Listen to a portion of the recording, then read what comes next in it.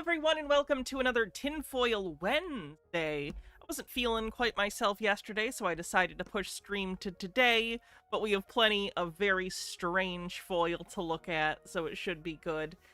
Sorry we had to cut the patron and YouTube member stream a little short on Sunday. For those who weren't there, we had a tornado warning quite suddenly. Yeah, we had a tornado warning or a tornado watch or something. So I had to jump off real quick. So we will, in the next patron and YouTube member only stream, we'll watch the first 10 minutes, or rather, sorry, we'll watch that last 10 minutes or so of Metal Beast before we move on to whatever the next movie we watch is. So we will finish that together. I apologize, but, you know, can't change the weather, although some of the people we're going to watch today would disagree. Good segue, Hannah. So welcome. We have all sorts of strange conspiracy stuff to look at. If you want to help support the stream, you can always gift subs, become a YouTube member, become a subscriber on Twitch, or we're right now doing a tip goal towards a 6-hour-long 420 tinfoil stream. We'll do 6 hours, and every time we do a bingo space, I'll take a hit of a vape. Because it's 420, and that's the whole gimmick. Woo! What else? Switch 2 looks cool. Very expensive. Wish I had more money. Mario Kart looks cool, but a physical edition is $90, and that's ridiculous. And I want to play Wind Waker. Alright. What are my thoughts on Metal Beast so far? Fun. Fun, cheesy B movie. Very fun. Amber says, not sure if you heard, but Musk invested millions into the Wisconsin judiciary race and the right-wing candidate lost by 10 points or so. As it turns out, good things can still happen. I did see that. Very good to see. Also, happy birthday, Amber. So... yeah, I think we can just get into it. Make sure you get your bingo cards ready. We can play. Alright, let's get into it. I wanted to start with this, this lady. This lady at first is gonna seem, you're gonna be like, why are we even covering her? She's clearly like, whoa! Noises! Oh, it did it twice! Oh no! I didn't mean for it to make noise! Hold on. Ash and Asphodel, thanks for 28 months. I wanted visuals, but not audio. Did I accidentally make it do the audio? Someone do a sub so I know if it does the audio. I might have to get rid of that until I can figure out how to take the audio off. It was a jump scare, sorry. Anyway, this lady, who we're going to cover, is actually surprisingly popular, so we're going to watch her and you're probably going to be like, well, she's incoherent. I promise, she's a popular conspiracy theorist amongst people who are afraid of wireless technology. Think your 5G type people. Yeah, she's very into that. Also, I don't think I said, see, there we go! There we go, we turned the sound off. We did it. Thank you, Mr. Blast, for gifting a sub. Appreciate it. Just a Peach, how you doing? Alright, let's play. Let's play. Let's play this. Yeah, I grew up with it. Oh, yeah, it's fucking great. Oh, lucky me, I grew up with it. Oh, yeah, it's fucking great. Isn't it wonderful? So how'd we get here? Let me try again. So back 500 years ago, Galileo gets unearthed from the basement. Get up there, because the Crusades from 1000 to 1500 made a big mess and we killed everybody that could read a book. So now we're going to give them... killed everyone that could read a book. Science for about 200 years. And we get into the private universities, and some point here into the 1700s, the universities that are allowed to do the Langland's equation and a couple different things scientifically. And then we start taking it away, sending everybody to war, and getting rid of all the data. Now, the data pops back up again in the 1960s, now that we're ready to go with whatever else we fucking did, cleaning things out, moving things politically through here. And then we have... Hold on, what? There is no hold on. This is just what she does. Again, I know what you're thinking. She's incoherent. Why are we even watching her? Because she is popular. She gets cited by others. She's an oft-cited conspiracy theorist. The late 1800s. Word salad on the bingo card. hundreds. Oh, guess what? Nothing exists except what you can see. The biofield, which was, we had wireless with telephony with electric frog legs in 1877 using the telephone to listen to the electricity through your muscle. That one made noise. I don't know how to make it consistently not make noise. Thank you for the follow. By the way, no, take that away. So 1922 with Einstein and relativity and Marconi and the radio and Edison instead of Tesla, the ones that would take the money and do what they're fucking told and lie about the academics. Oh, what academics? We'll get rid of the biofield, frequency oscillation, cymatics, optics, radionics, and anything plasma. Hide it into private university. Only believe in what you can see. Get your ass to war. Get to war some more. Get to war some more. Oh, now that we got you in the 80s with the movies and you're busy watching TV and on the internet, perfect. Now we can just have you sit there and play video games. Play video game war some more. Play war some more. Play some more. Play some more. Pokemon Go, Metaverse, play some more. What's going on in the world? I don't fucking... Pokemon Go to the mental hospital. Play your video game. And now with whoever's over there in Ukraine, you're going to give them a bunch of money and they're going to go to war some more. Okay, well, that sounds like pretty fucking magical technology that's been around this entire time that I've been alive, which is your photonics and plasmonics. And then you're down here. This is my notes. These are my notes from Stephen Greer. And he's the one that goes up to Congress and tries to tell him She's totally manic. She is. Again, the reason we're watching her, she's cited a lot. Because she does this claim. She claims that she was a network engineer for Cisco. From what I could look into and find that, she has the lowest level Cisco networking certification, but she's not an engineer. Not like a telecommunication engineer for Cisco. She has the bottom tier, so she could basically go and be someone who runs cable for like Cisco type networks, but she's not involved in designing them. Benigagami says, the Musk news is even better. Trump told his inner circle, I'm happy with his work and he'll be leaving soon. Looks like the Republicans are viewing him as a liability, which, if nothing else, will result in Musk crashing out even harder than he already is, if nothing really meaningfully changes. Maybe. Here's hoping. What the fuck is going on in regards to all the different ways that they're using thought, which is faster than photons. Which cert did you have? I don't remember off the top of my head, but in one of her videos, she puts up, oh, there you go. Yep. CCNA.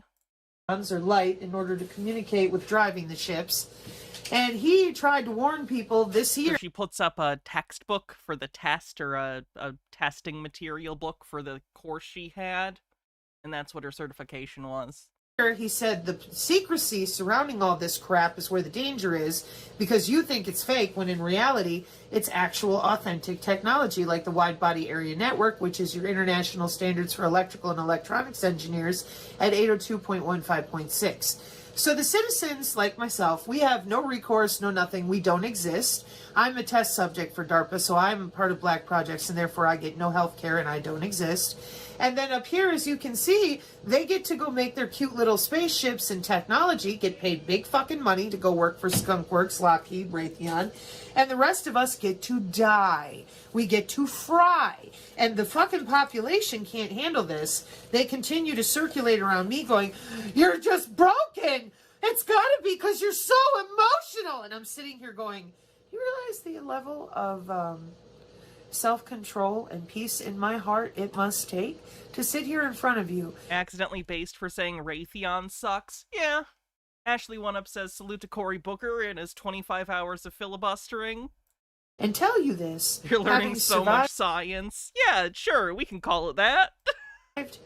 Testing for it that ended but before I was 11 years old. I'm 44.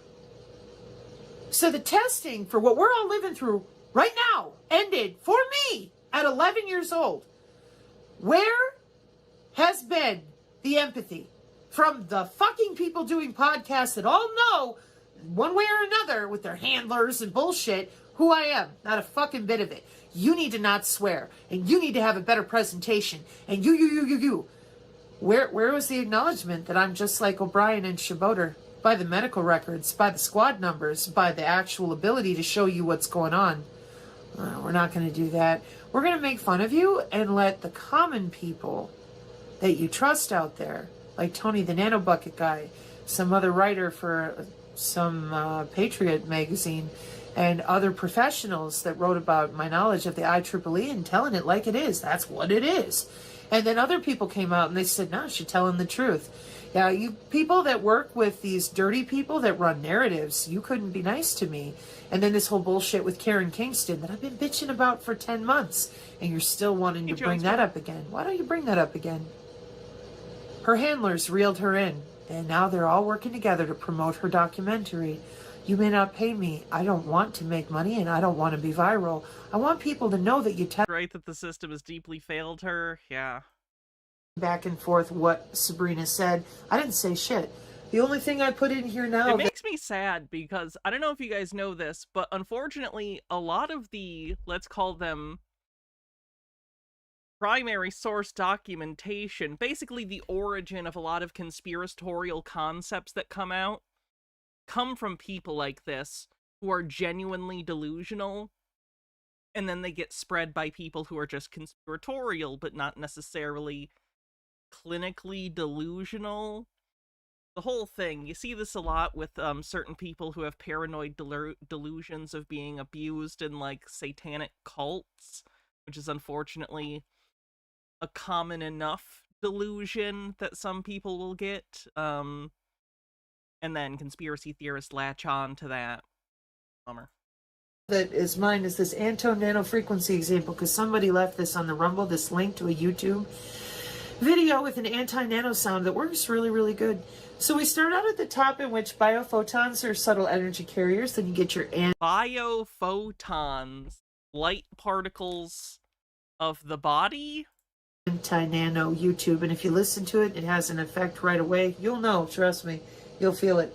So then we go into the American Journal of Bioinformatics Research for the effect of coronavirus worldwide through the misusing of wireless server networks. This would be what Mike Adams lied about when he said that they were casting spells on your biosensors. Those biosensors are actually called wireless sensor networks.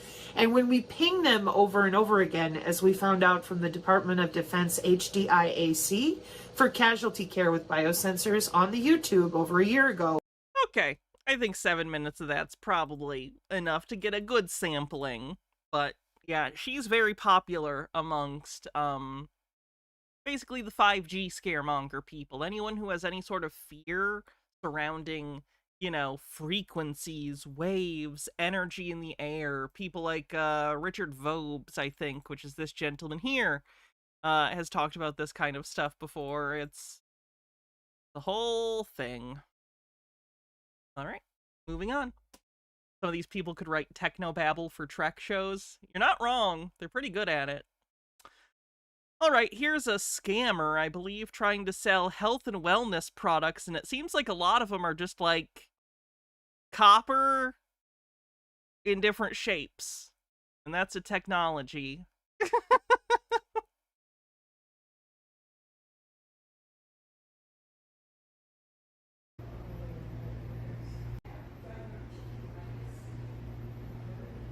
This is from the same people doing the med beds, would you believe it?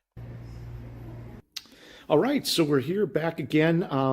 Want to do a video to go over some of the most popular products that we sell, give you a little bit of an overview of how these products They look like desk toys, they do. Work, some of the things that people are talking about, the technology, and some of the feedback that we're getting.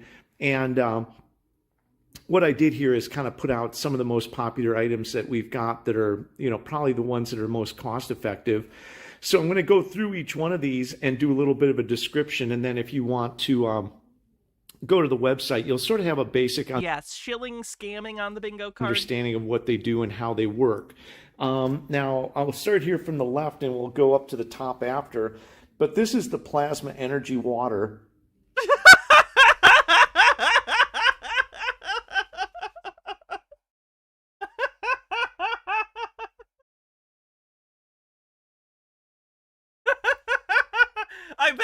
I bet it is. I bet it's the plasma. And Hannah dies of laughter on the bingo card. That counts. Nerdy with 175 stream streak says, I heard April Fool's jokes more plausible than whatever this shit is, and I read one claiming a council was removing the sea to keep it clean. And you know how much plasma we can fit in this water jug? So much. So much ionized gas.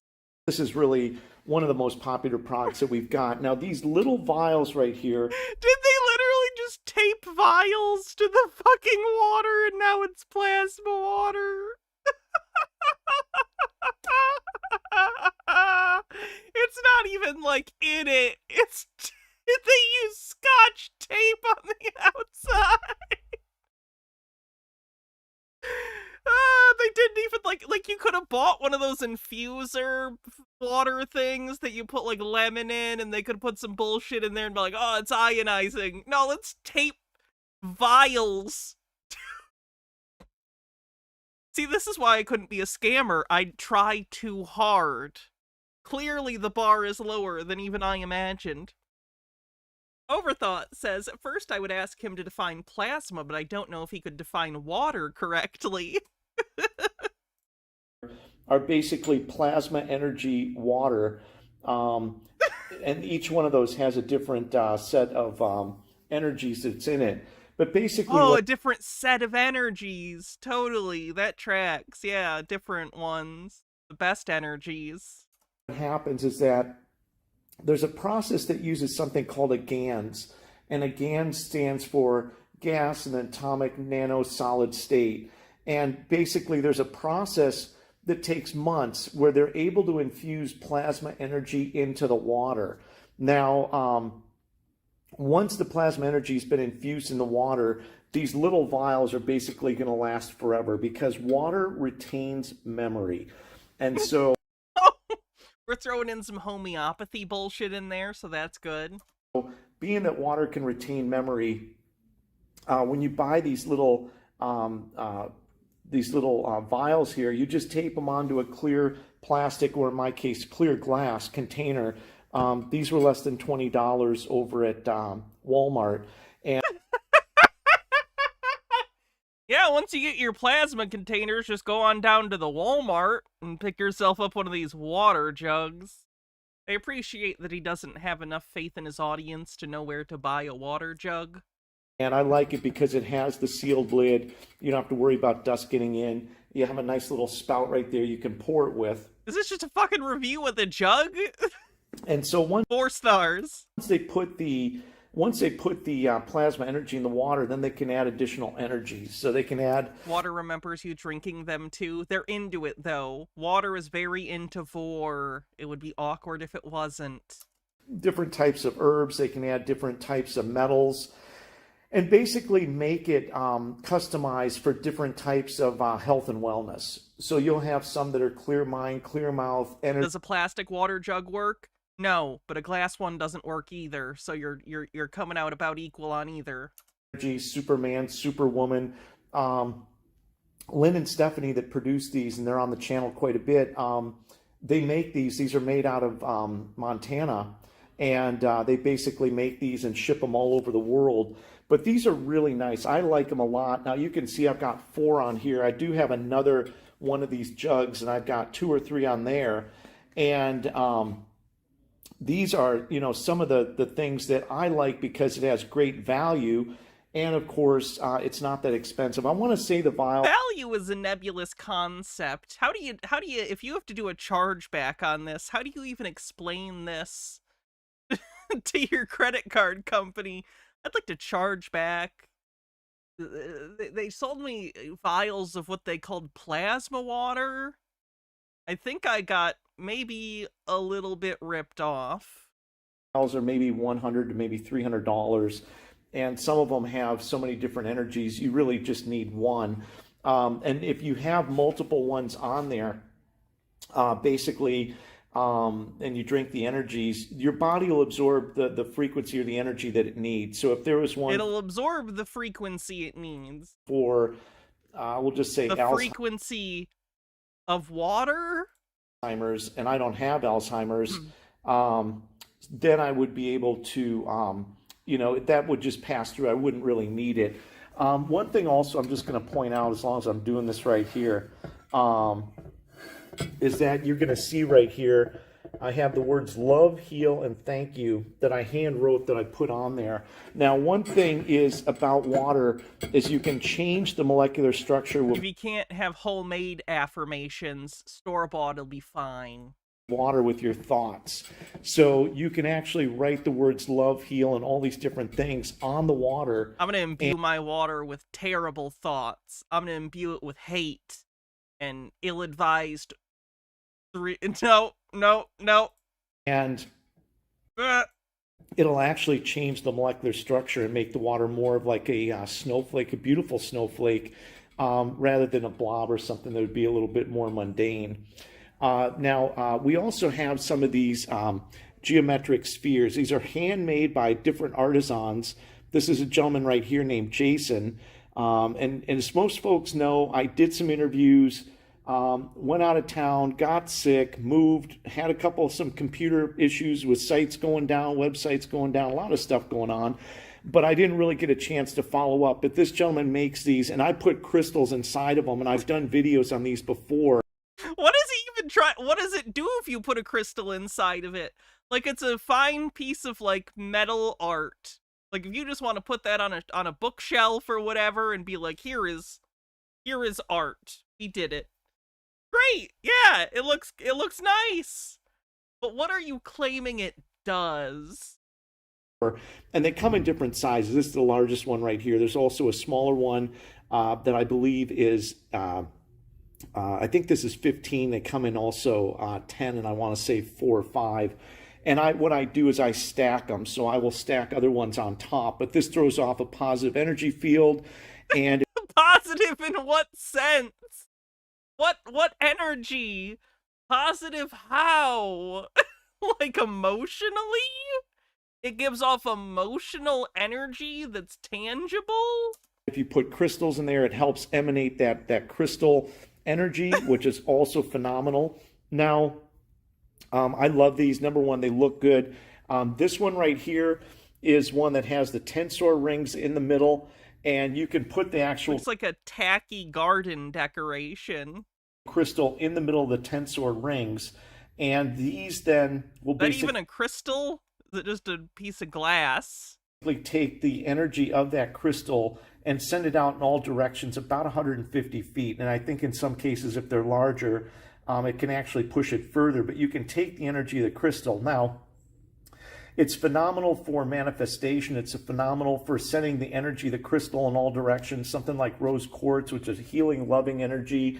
I have some with amethyst. I have some with lapis lazuli, agate. But these are phenomenal, and I love them because it's sacred geometry. So the thing about it that I really like is the fact that it really looks cool. Like I find these things beautiful. I really do. That's fine. That's perfectly okay. If you have a passion for these kind of tacky ornaments, you're allowed. Hydrate. Can do. Oh, that does a thing for some reason. Apparently it does noises. Great. I love crystals, and spherical crystals, obviously, with the energy going... I will fix all the noises and stuff after stream so it doesn't do that. ...in all directions. To be able to have something like this that looks good in your living room and also has functional use is also really cool. So there's a couple different versions of these, but they'll both be on the website. These are multi-wave oscillators, okay? So these basically have a lot of history that goes back about 100 years, actually more than 100 years. Nikola Tesla finding that he was finding all kinds of beneficial things happening in his lab. You know, a lot of things were happening with people there. They were getting a lot of really positive healing benefits. And then also fruits and vegetables were lasting 3 or 4 times longer.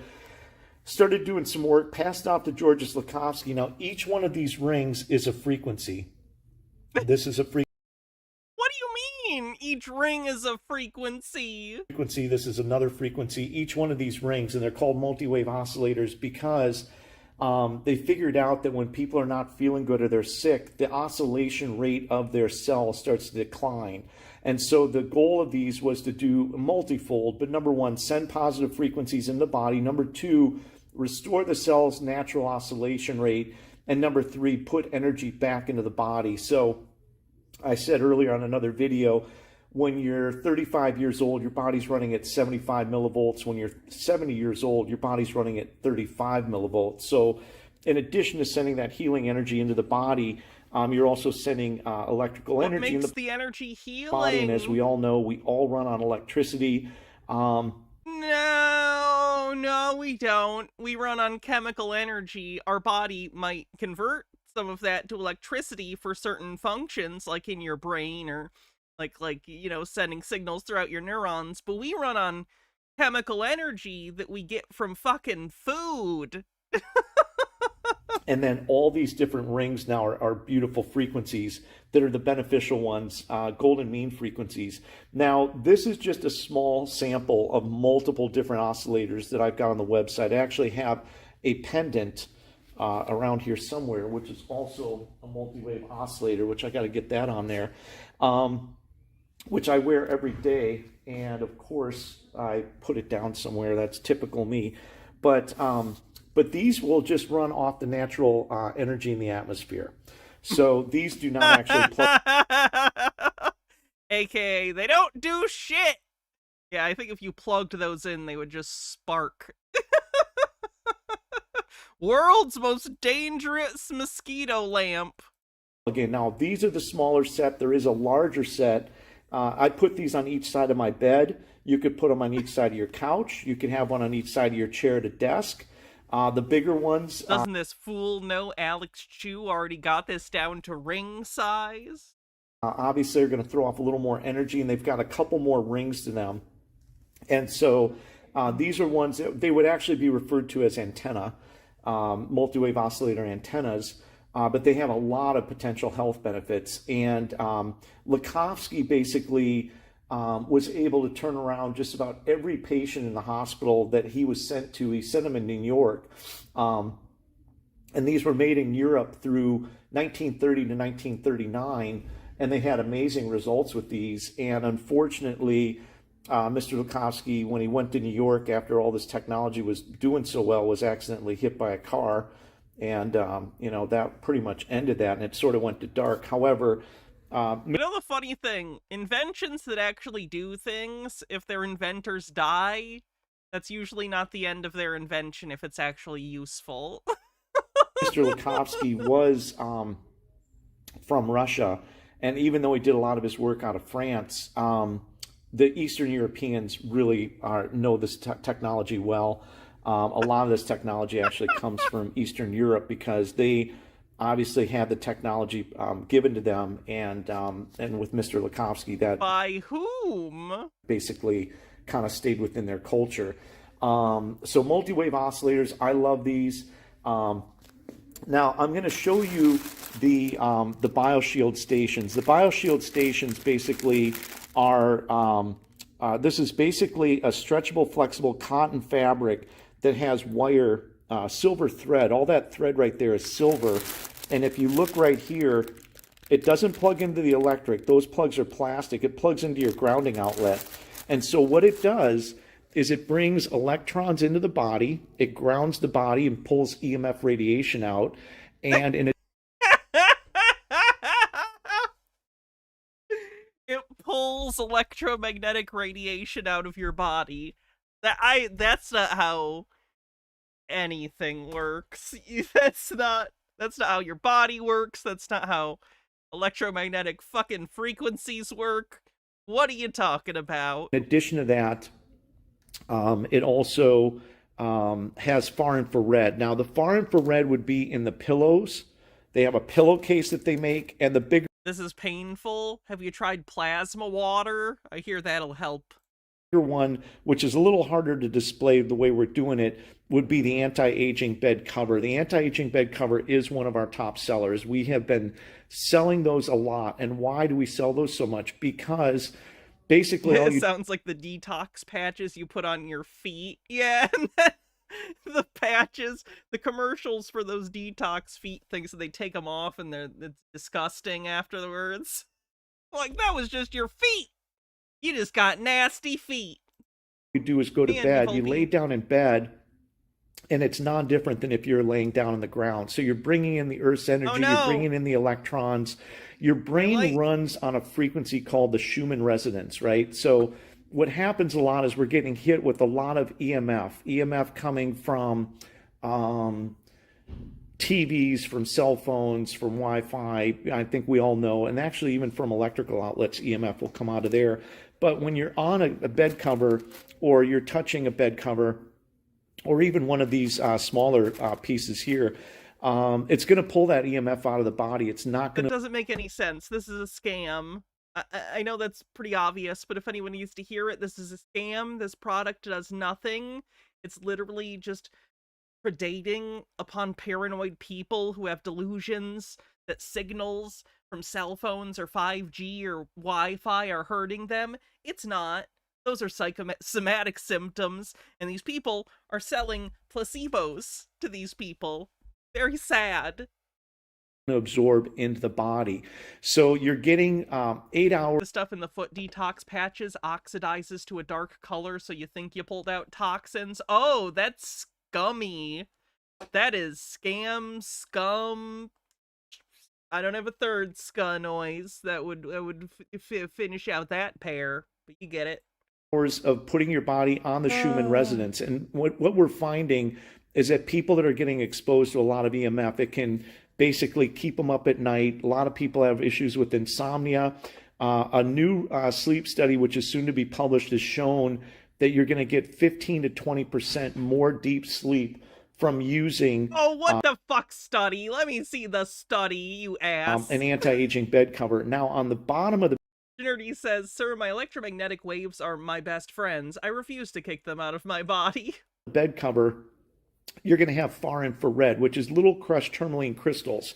As I said earlier, these do not plug into electricity. These are basically plastic outlets up here just so you can plug it in easier. That's plugging into the grounding outlet, but underneath it, there's these little black circles, and that's crushed tourmaline, amethyst, and other crystals. And when your body touches it, it releases far infrared. So you're going to get 8 hours of far infrared. Far infrared is going to help production of mitochondria. It assists in mitochondria, basically will then produce ATP, which is your energy cells. And your body runs on ATP. That's the currency that your body uses to produce energy. I can hear my wife screaming psychically somewhere. Gitara says, "I don't need..." Also, they called ATP cells? They called them ATP cells? Funny. Gitara says, "I don't need plasma water to heal me. Every Tuesday I do communion at the Temple of Paul, where we partake in the main man's life essence, purple jello shots, and a cheese board." And then, so you're going to have that. You're going to have the ATP.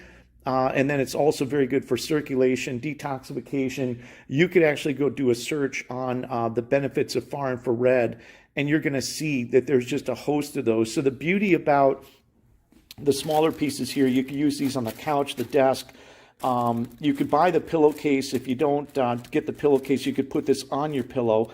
But you can basically be getting the grounding technology, the benefits of bringing You're screaming in the middle of my earth. That's good. Electrons into the body. Do you need more? Do you need more mitochondrial production? Why are electrons important? Electrons basically neutralize a cell called a free radical, okay? And free radicals are cells that are missing electrons. They're used normally to break out and take out bad cells. And when your body's not making contact with the earth and your diet isn't right, your body's short on electrons. So once a free radical cell is done removing a bad cell, it strips an electron from a healthy cell, damages a healthy cell. That in turn gets the body to send another white blood cell, another free radical. It's a buildup of free radicals in the body, and those are unstable cells, so they do a lot of damage. And over the course of weeks, months, and years, with buildups of free radicals, they manifest in various different health issues. Dr. Steven Sinatra actually went on to say that the buildup of free radicals and that inflammation is the leading cause of cardiovascular disease, but it also affects... That's the leading cause of cardiovascular disease? I kind of think sedentary lifestyles and like high calorie diets are probably the biggest reason for cardiac issues. The structure of your red blood cells. It has a whole host of things that go sideways. So laying and touching this fabric, getting the bed cover is going to be phenomenal. There's a lot of science out there on a lot of different health benefits that people get from those. Terahertz wands. Now, a lot of people are starting to hear about these, but these Terahertz wands are becoming super popular. This is our top seller right here. This is the I prefer a Hitachi wand. 7.0. These basically have all different types of technology in them. Primarily, They have all different types. So many technologies. quantum scalar technology. Quantum scalar technology. Quantum scalar. The scalar energy, very powerful. That's what you're going to find in plasma energy systems. And scalar technology and scalar waves are the waves that actually come from the sun that create photosynthesis. These also Wait, what? Waves are the waves that actually come from the sun that create photosynthesis.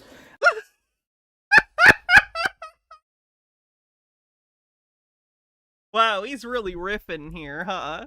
Scalar energy, very powerful. That's what you're going to find in plasma energy systems.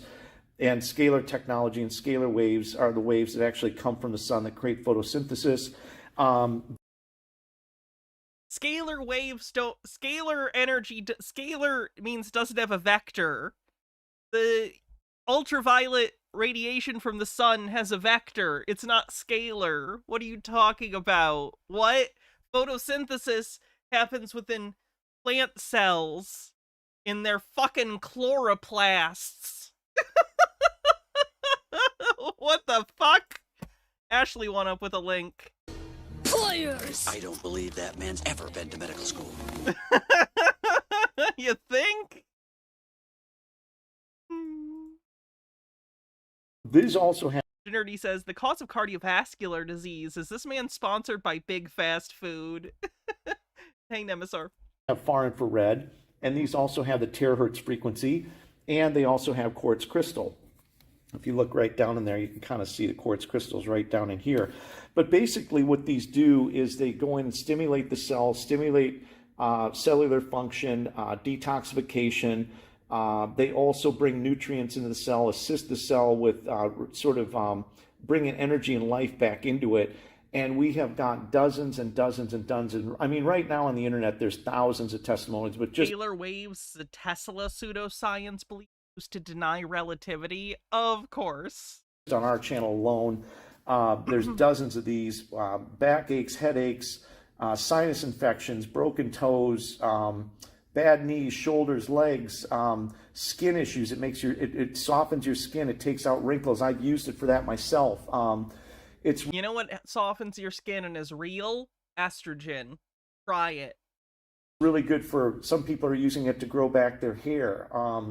I mean, there's just so many things that these things do, and at least 15 to 20% or more of the sales we get are actually testimonials. This right here is Big Blue. This is the biggest, most powerful one we sell. These things are Come on, man! really starting to You can't talk about how big your wand is and call it Big Blue and expect people not to make jokes. Even my fault. sell fast. I'm just gonna Ah! Ah! Ah! We're being attacked. you can see basically it's Oh, I don't think the camera likes that. I don't think the camera likes you firing that directly at it. energy into the body. Okay, I'm starting to think you shouldn't point this at yourself. And Is it a hair dryer? Is he selling people a hair dryer? That's just like a weird wand-shaped hair dryer?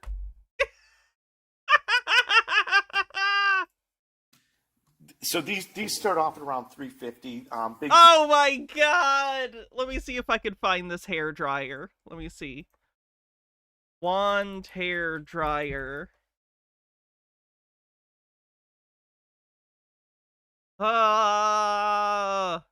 None of these look like the thing, but like he seems to be selling effectively a dryer wand blower. I don't know. Blue, it's about $2,000. Sometimes we have demos if we've done any trade shows. But scalar energy, these things are doing a lot. They stuck the same bullshit logo on it, but I think this looks like drop ship shit. Yeah, it could be like a team. A lot of positive things, and you can get a lot more information from that on our website and on our YouTube page. So these are very popular. This is, once again, is a 7.0. This is Big Blue. There's one below this that's 350. The tips are removable. It's a wand dryer without brushes. Oh, oh, okay. I see where. Yeah, okay. I think I can see it. That's a 6.0. And there is a Lux wand in the model, but for whatever reason, these two seem to be the top sellers. So with a little bit of limited space, I just put those out there. Because I can see how you would like wrap your hair around now there's that a one new with device that we've it. gotten here, and this is one of our newest technologies, which I'm very excited about, is basically a frequency wave watch. And the frequency wave watch, as you can see here, has a whole host. It has 850 different frequencies. So let's just say we're going into seniors. We want to find some codes for seniors. I'll hit that. And I have all different kinds of things here for immune support, incontinence, lungs, sleep, stroke, bladder. But basically these... Throw on that incontinence one just in case. You're going to start hearing a lot more about these. These are very popular. Pain pathogens. I think pathogens... all different kinds right here, and there's a lot of testimonials. I've had these for 2 months. We've just started selling these. I believe they're sold out again. You're gonna see what's happening is it's sending sound into your wrist. You fucker. Some of those said cancer on it. What an asshole. Turn it up just a little bit, and I'll turn it down just so you kind of get it. But basically, you wear this on your left wrist. It sends those frequencies into the body. And I can go into a few more here. It's sometimes a little tough to... It's preying on the desperate. It's fucked up. This guy should be in prison. Do it. A lot of different ones for men. I just actually... This is just a $15 smartwatch with audio files on it. Yes, that's literally what it is. Did one for men. We could go into pain. Some of the pain ones that I like get into dental.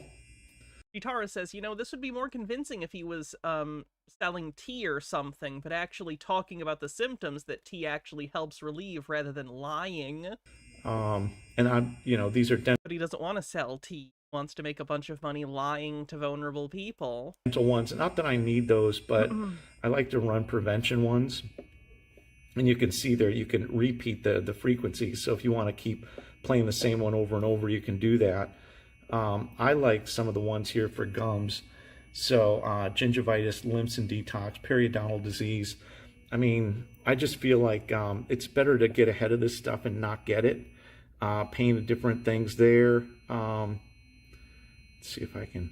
Sometimes it's a little challenging to do it while I'm doing it. A lot of good codes, frequencies for Lyme disease, but I can just pull oh my god, if you get Lyme disease, please go to the fucking doctor. This thing over. And I run a lot of the weight ones too, actually. I definitely need to lose some more weight. Adrenal balance, these are different ones. What's wrong with his nails? Apparently they haven't developed an antifungal frequency yet. I like to run the, I run basically all of them.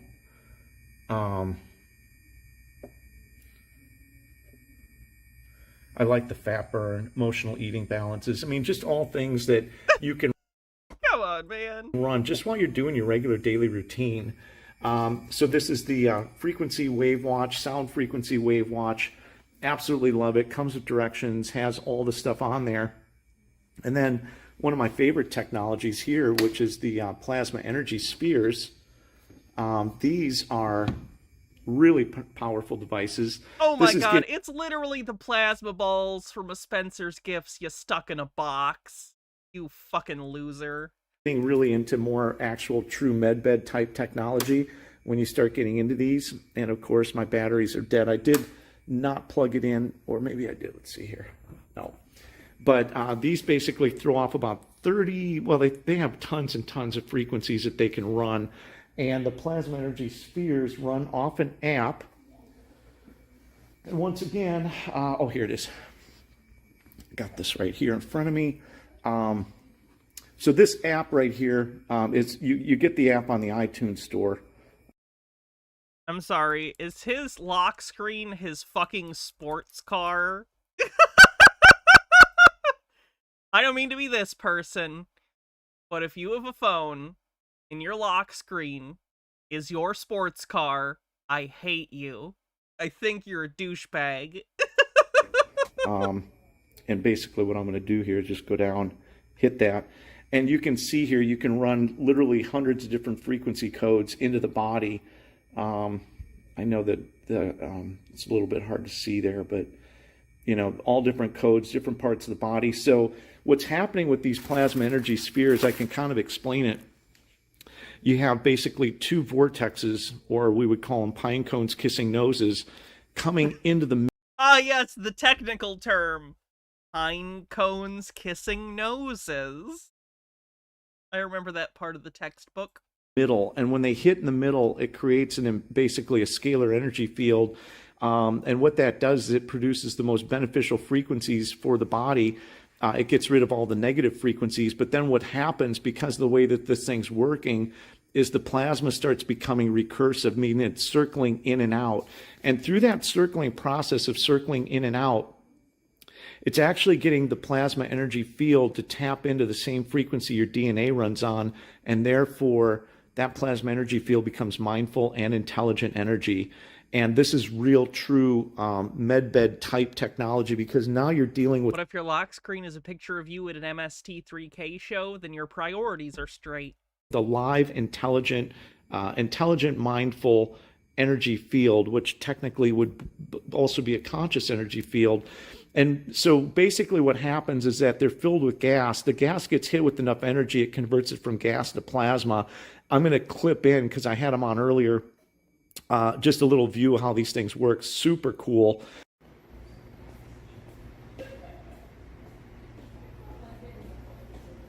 And these have existed for decades as a novelty toy.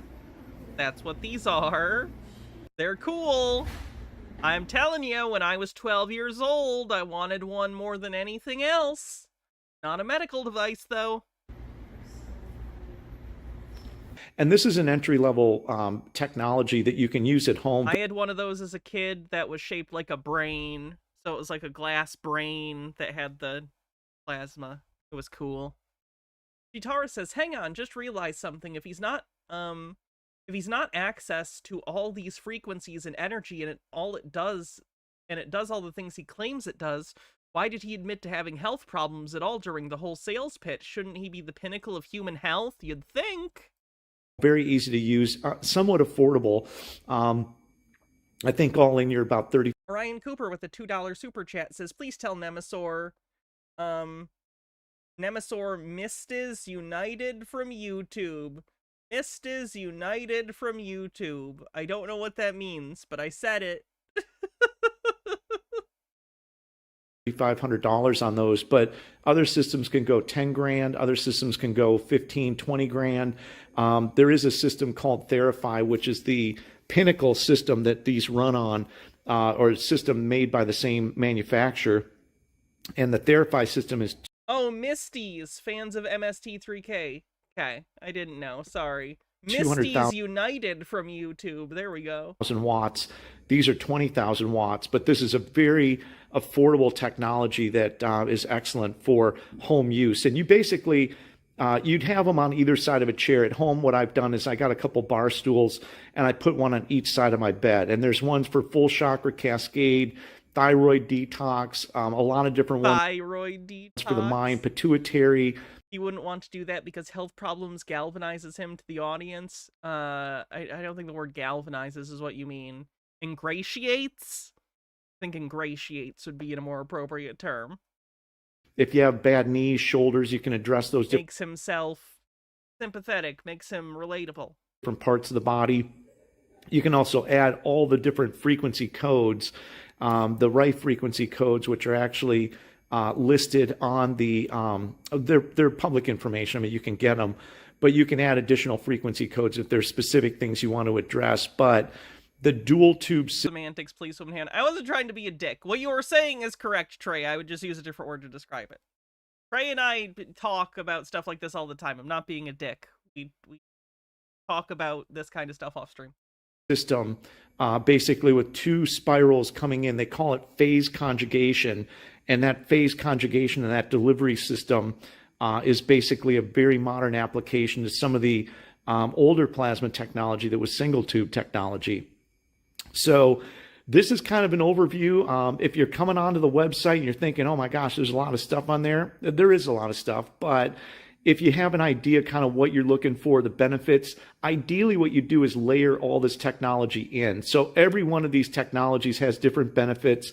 Maybe you start first with the Terahertz wand. Maybe you start first with an anti-aging bed cover, and then you could get, maybe a plasma, or excuse me, a copper energy sphere, a crystal energy sphere, the Omnicore. Or then you could say, hey, you know what? I'm going to get some plasma energy water. Go get a $20 jug over at Walmart. Put those on there. So I'll wake up. Everybody this earlier, we had all of our staff here, all drinking plasma energy water. Put it in your tea, spray it. Take the water, spray it in your clothes, spray it, put it in the washing machine. It'll infuse your clothes with plasma energy. Spray it on the. What benefit would that have? Couch, the bed, and what benefit would that have? Infuses your area with plasma energy. You can create a plasma energy field around your house that'll bring a lot of positive effects to that. A lot of documentation on that. A lot of documentation on that. May I see it? And that, once again, I love it because it's just, maybe. Does he earn a living off of this? I believe so, based on what I've seen of him. Yeah. $200-300. Unfortunately. Time. Now, you can get additional energies and add them if you want, but you don't necessarily need to. These units right here, I want to say they're about $500.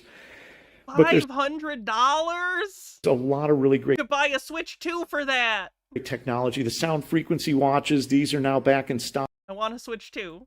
Or they will be back in stock. They're about 2 weeks out right now, but everybody that's getting those loves them. Most of the people reordering those are reordering them for friends and family. Very much like the Terahertz wands, the 7.0, the big blue.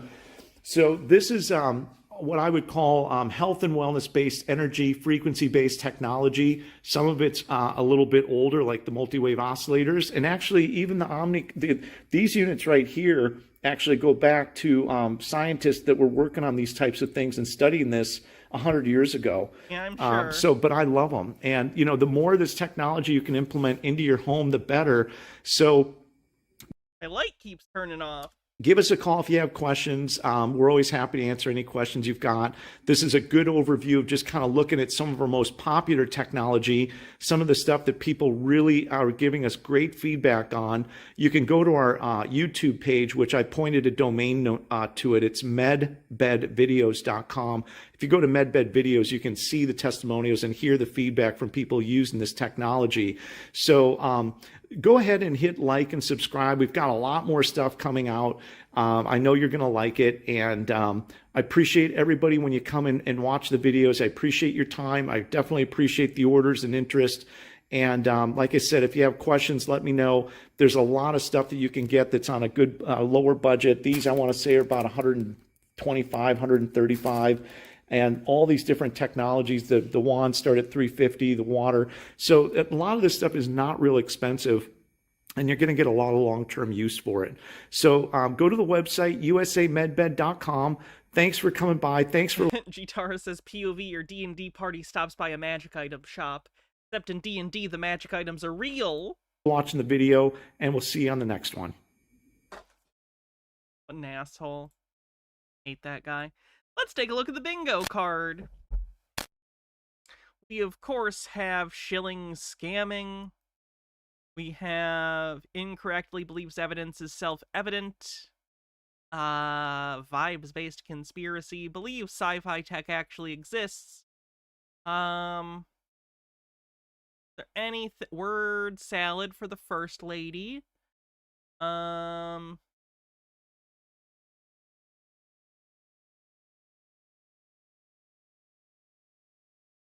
Do your own research. there anything else? Did I mention? I don't think I mentioned Blu-rays, did I? I've never actually been a fan of Kirby Air Ride. Not that I've just never played it. I don't mean I don't like it. I mean I've never really played it. Alright, I think that's it.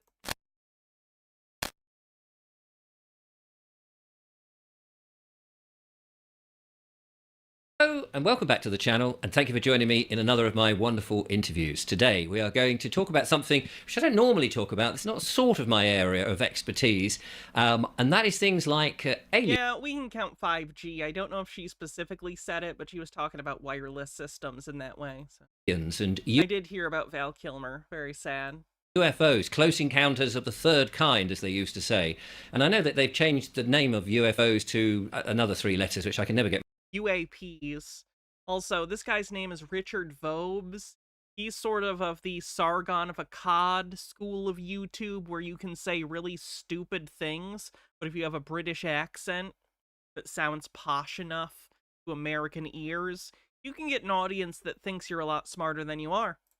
Get my head round, because having been brought up in the 70s, that was the sort of thing that people referred to. My guest today is going to be helping me discuss all of this, has had personal witness accounts of UFOs, and also wants to talk about 0-point energy, which is one of those things that a few people have mentioned to me, and I've gone, I'm not quite sure what that is. I'll have an open mind, put it on the side. So I'm very thrilled to be able to discuss and find out all about it. My guest is Simon Domville Musters, who joins me now. Hello, Simon. Hello, Richard. Lovely to be with you. It's lovely to be with you, and thank you so much. So it says here the notes I took just before we started, you're a retired chappie. You nearly died, which always is interesting, from as everybody has got to go through that at some point. Well, presumably actually die. And you're an ex-businessman, and you've been studying on and off UFOs and this sort of stuff for a long time. Yes. Yes. So where should we? Well, let's start with the nearly dying bit first, because that's that's really gripped me. Right. 2.5 years ago, maybe a bit more, I was busy working and living in Sofia, Bulgaria, and unbeknownst to me, I had a circulation problem, which meant that I couldn't walk anymore. I couldn't stand up, and if I fell over, I couldn't get back up, and nothing was working at all. And I'd been to about 4 doctors and 2 clinics and I don't know what. So I was repatriated to the UK in extremis and spent a year recovering, basically. And so I'm now able to walk and get around and do my shopping and keep house and all the rest of it. But it was very, very difficult.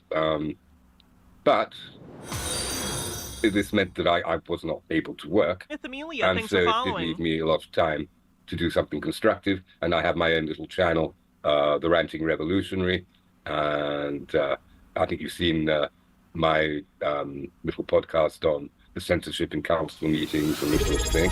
Yeah. But I also go into our origins, and I do topics that I find absolutely compelling.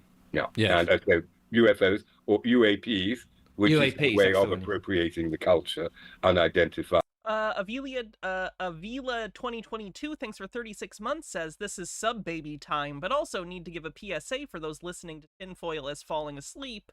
I had the weirdest dream of mentioning CC, or rather of meeting CC, who is shilling books and trying to make it as a stand-up, but totally failing. Guess my head is a scary place from all I subject it to. That's a sub-baby. This sub-baby's name is going to be Thaddeus Pontius Daryl. You did it.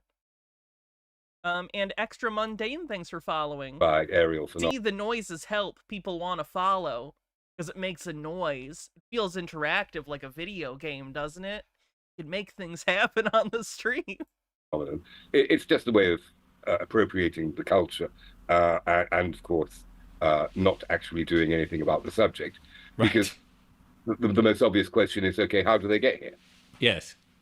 Yes, no, absolutely. And we'll go on to that. So I'm still curious about the nearly dying bit. Right. Yeah. So what when you say you nearly died, I mean, was that an accident, or was that just that the health business that overcame you, or? I literally was incapable of virtually anything. I was Right. bedbound, and Yes. quite honestly, I wanted to die. And I have um, a burden of guilt because a friend of mine based in England, whom I've known since childhood, was actually helping arrange the repatriation. And he's married with two lovely daughters, and everything was going well for him. He was actually uncovering a scam going on with the Home Office on COVID, with a subcontractor based in Ireland, definitely not doing their job, taking American bank holidays, Irish bank holidays, and British bank holidays. And the stats on COVID were definitely being sabotaged. And he's an IT guy. He was. What? Anyway, whilst he's helping me get back from Bulgaria to the UK, he actually died in his sleep. Oh, So I have a gosh. burden of guilt on that. And if I'm alive today, it's very much thanks to him and another friend who was based in Bulgaria, who also made sure I got home and took me to the airport and everything. But no, I was I had these really bad circulation problems, which I didn't know about at the time, and which oddly UAP drones do not emit or receive on Hertzian wavelengths, whereas this retired US Air Force engineer has proved that the UAP drones do not emit or receive on Hertzian wavelengths. They also have a factory setting, which I didn't know about, and that is that all drones, whether they're military or civil, when they have a reception problem, immediately have a default mode, which is return to base or return home. Overly Right. long old person story. I'm gonna agree. I'm gonna move on. He is not exciting enough. We're going to go into light. We're going to go into angelic realm. Before I do that, though, tunnels, Romania, pyramids. I know that this needs to be true because I sit down with Hey, these guys have the energy. five-star generals and heads of intelligence in Romania. I'm involved to some extent. I've not been into the Bucetti Mountain alien base. I know it exists. I know where it is. We've been to where it is. You try and get across the perimeter, good luck, baby. You're not going anywhere. This place is Delta, protected by very, very powerful and dangerous special ops. The fact that that has been held back from humanity since 2004 is diabolical. The telling needs to be told that a massive alien base was discovered in the Bucetti Mountains. I disclosed photographs. I had photographs of this alien base published on Prime Television a couple of months ago in Bucharest. That alien base He is... released photos of the alien base on Amazon Prime? What does that mean? spectacular. It has a pyramid in one cave that is over a quarter of a kilometer high. It's got a kind of geoluminescence to it and massive corridors or tunnel systems leading to other continents. The technology that is revealed in these images of this alien base is staggering. You can't compute it by looking at it. And huge statues and effigies in a laboratory. What are we talking about? We're talking about the Genesis laboratory where humans were grown in petri dishes. It doesn't scare me at all, this business, because I happen to know that we are, all of us, galactic hybrids, and is the repository of DNA from a multiplicity of different star systems. That's what makes us remarkable. We are the sons and daughters of God. We are, all of us, in that sense, the Messiah.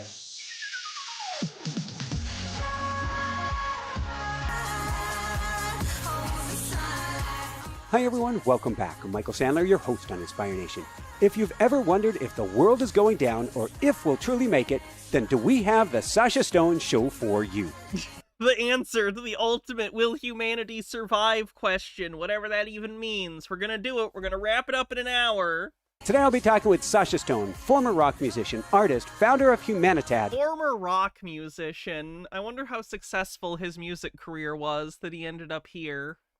The New Earth Project, International Tribunal for National Justice, and founder of... Did he say International Tribunal for National what was it? The New Earth Project, International Tribunal for National Justice. International Tribunal for National Justice. I'm not sure what that means. And founder of the World Health Sovereignty Summit, which includes the like of Robert Kennedy Jr., Dr. Christian. Oh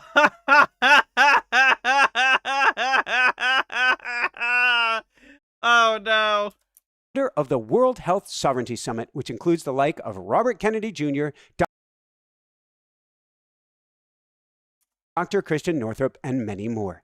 And that's just what I want to talk with him about today. How to free humanity, return to our angelic origins, and birth a new Earth. So welcome to the show, Sasha. Are you ready to shine? Ready to run.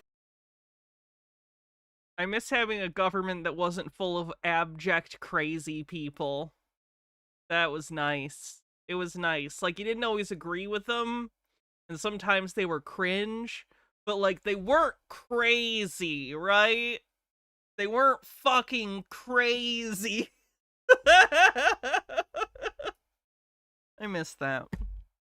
Rumble, but I need to correct you. I didn't invite Kennedy, Bobby, onto the World Summit this year because I didn't want to bite into his very important schedule on his campaign. So I decided not to send the invite out. But I have been graced to work with him on a couple of shows, and the focus on Fauci was the main one that I did with Kennedy and Mikovits and David Martin and Galati 2 years ago, calling out the high crimes that, of course, now everyone on Earth is pretty much aware of.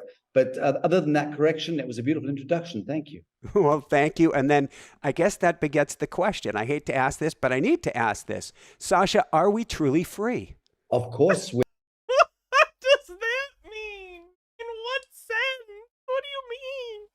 We're born free. Alpha Omega only understands freedom. There is a kind of shadowland that we permission our souls to traverse in the temporal sense, in the temporal realm, in order to learn ever heightened scope of witness, I guess. Would you be shocked to find out that the guy speaking has his own compound where he and his followers live?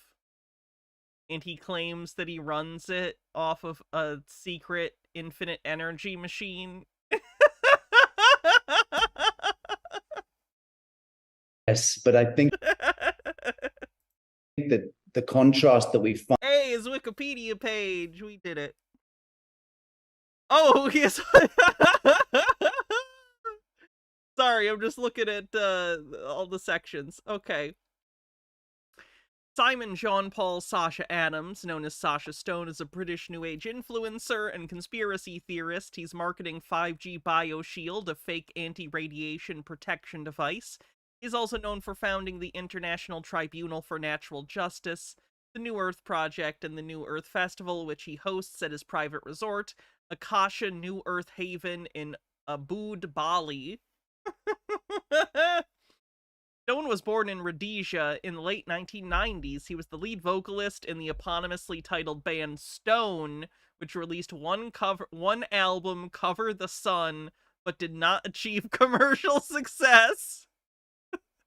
His anti-Semitic claims section is like 3 times as long as his rock band section. He shouldn't have been introduced as former rock musician. He should have been introduced as prolific anti-Semite. Toreador says, isn't this the plot to the Mike Myers movie, The Love Guru? Mariska Hargitay. Stone posits humanity is ruled by elite hidden masters, which he refers to as the Illuminati, the Babylonian blood cult, the Luciferians, and the Sabbatians.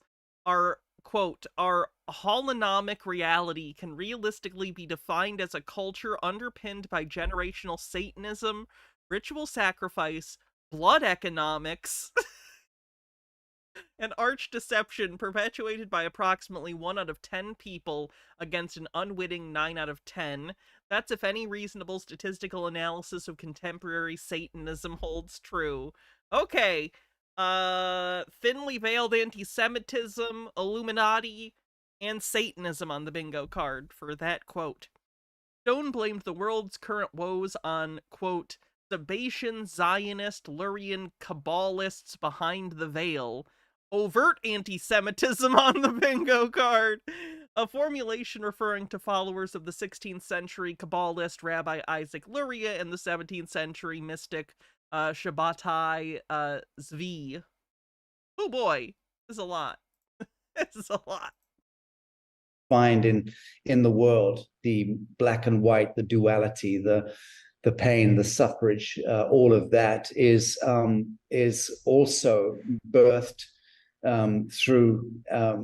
through unity consciousness, through this alpha omega point. And my takeaway is that the suffrage and the pain and the duality and all of that is a very relevant and necessary texture or contrast against which we ultimately define an ever heightened scope of witness as the angelics. Troy on YouTube points out that International Tribunal is this Sovsit People's Grand Jury sort of thing. They're QAnon adjacent.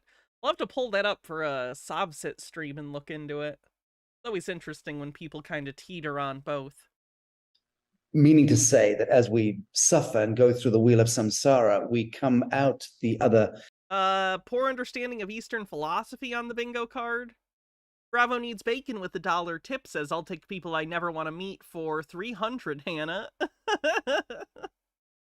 End or the other side. Speaking of which, we are doing our tip goal towards the 6-hour 420 tinfoil stream. So if you want to help get that, you can use the tip link, ! Tip. So to speak. And we have until the 19th to do that, so 17 more days. Having accomplished a dialing up of our own godliness in the first instance, but also we've acted as the catalyst for lower realms of expression to find their way toward the light. So in that sense, we're all of us playing Messiah in this realm of duality. I like that particularly. Well, that's beautiful. I particularly like the last sentence, that we're acting as a catalyst for those, I may misquote you, in the lower realms to find their way up as well. Well, so therefore we are the integral and the vital component of creation. And all of us are sons and daughters of God and mandated from Most High to come into this realm, this abyss, this cauldron of creation, forget our, drink the cup of forgetfulness, be forgotten to our divinity for long periods of time. And then ultimately through the air quoted time.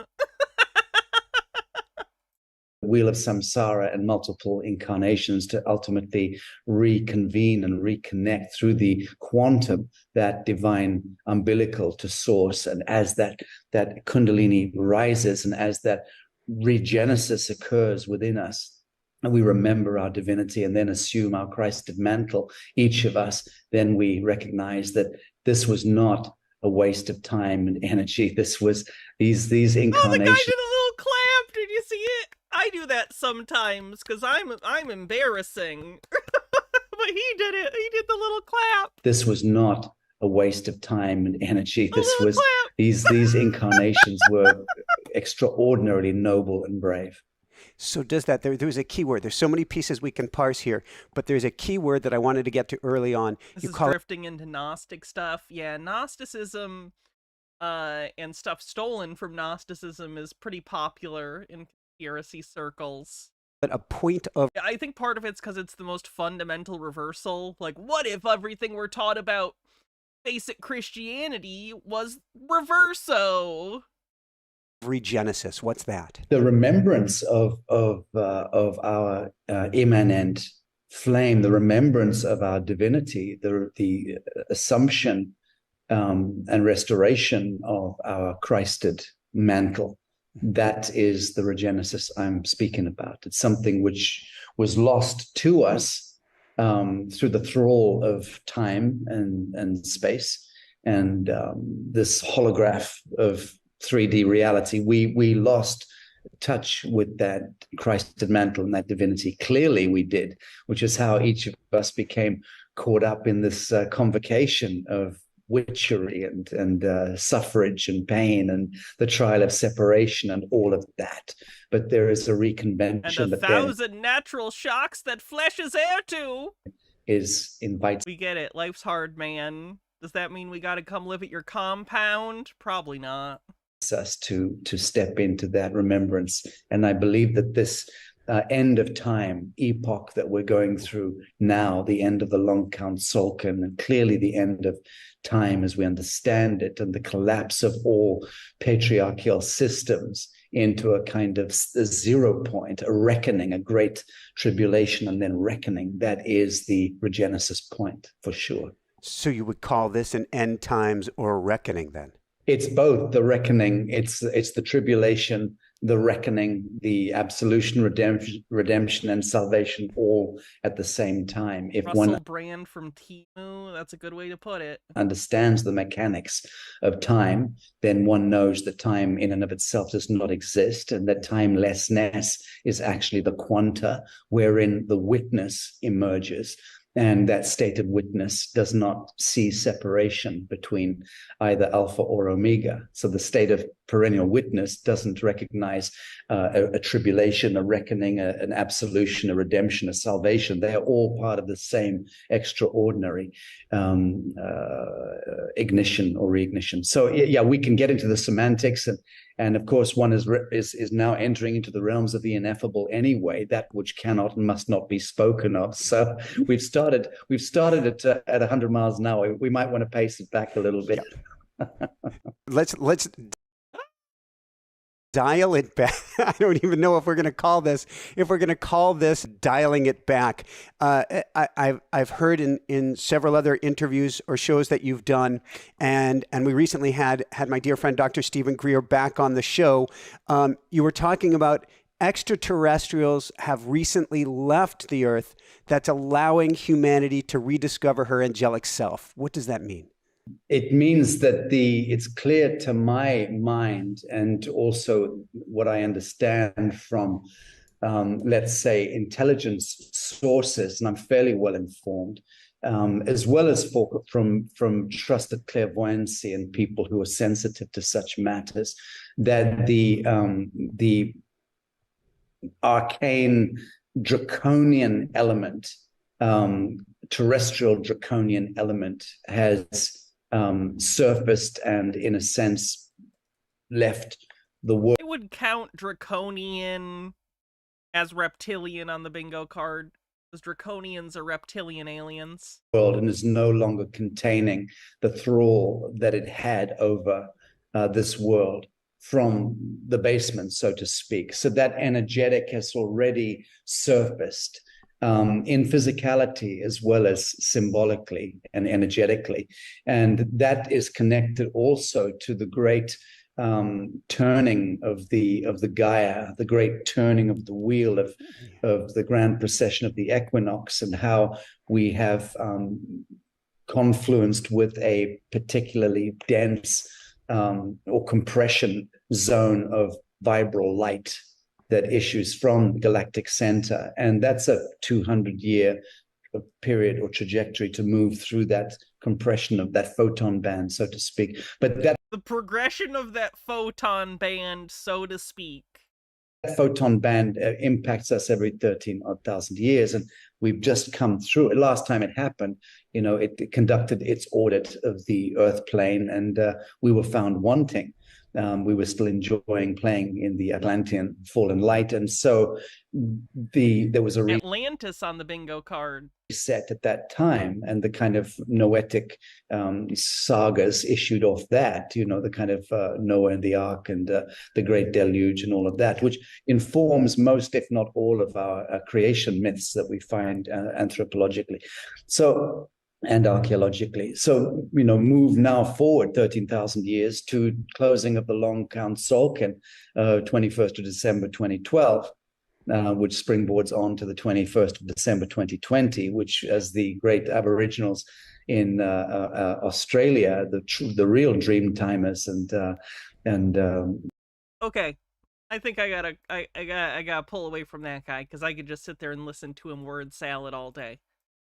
But we got other stuff to look at. So let's do. Is he a scammer or crazy or both? What say you? I'd have to see more. Maybe both. I think he's also a cult leader, so hard to say. Hey, Rex Bear, how the heck are you? Today we're going to uncover the truth that they don't want you to know. We're diving into part one of the most mind-expanding conversation you will ever hear.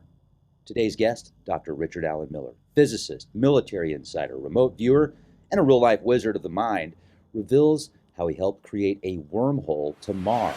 Oh yeah, trained Navy SEALs to become super soldiers, and was working with artificial intelligence back in the 60s. We're talking Project Stargate, Sunstreak, time travel, the multiverse, ley lines, miniature black holes, and how the mind's eye is more real than anything you can touch. So buckle up, Buttercup, because once you hear this reality, you will never look at it the same again. Let's go. Oh yeah, and if you want to listen to this in full, check us out over on Patreon. I have uses AI on the bingo card for this image. A plethora of interviews with not only Dr. Richard Alan Miller, but many others on our Patreon page. Oh, look, they made a FEMA camp, but evil. Exclusive content, exclusive intel, unedited, uncensored on our Patreon page. Check us out. You'll thank me later. Why are there multiple Earths in the sky? Also, the guy in sort of the middle right, I think his vest is on backwards or his head is on backwards. One of them. And enjoy this presentation. Oh yeah, hit the thumbs up and share this video. Be the change you want to see. That again. What did you do? I just 1983. I took 12 NASA scientists to Mars, literally. We never made it to the surface. We were down, in the underground caverns. But I did that in 1983. That's why they're training now Saturn I project, because that has exactly the same geometry. And they want to know where that wormhole goes. I'm not kidding. So did you know that May 22nd, 1984, there's actually a CIA file. It's where somebody did a remote viewing on several regions in Mars. And the first region they had them go to was what we call Cydonia, where there's the pyramids and the face. And yeah, well, here's the bad news. What I'm doing is not remote viewing or astral projection. Okay. That's connected to the physical body, which is still part of your dream.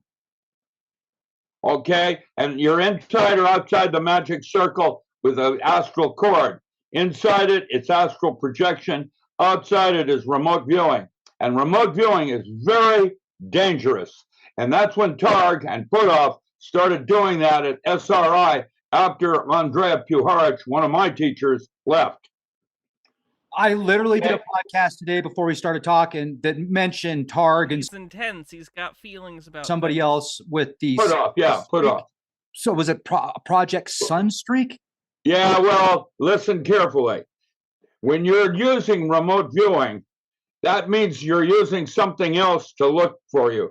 And that means that is also looking back at you, and is why it's quite dangerous, and why you draw a circle in magical systems where everything inside that circle is you, and everything outside that circle is not you. And when he's got like a magic system in mind. Shaman, which is a low level of awareness, that's Dr. John Curtis Gowan. When a shaman uses an eagle to see what the eagle sees, the eagle gets to look back and see what the shaman is seeing.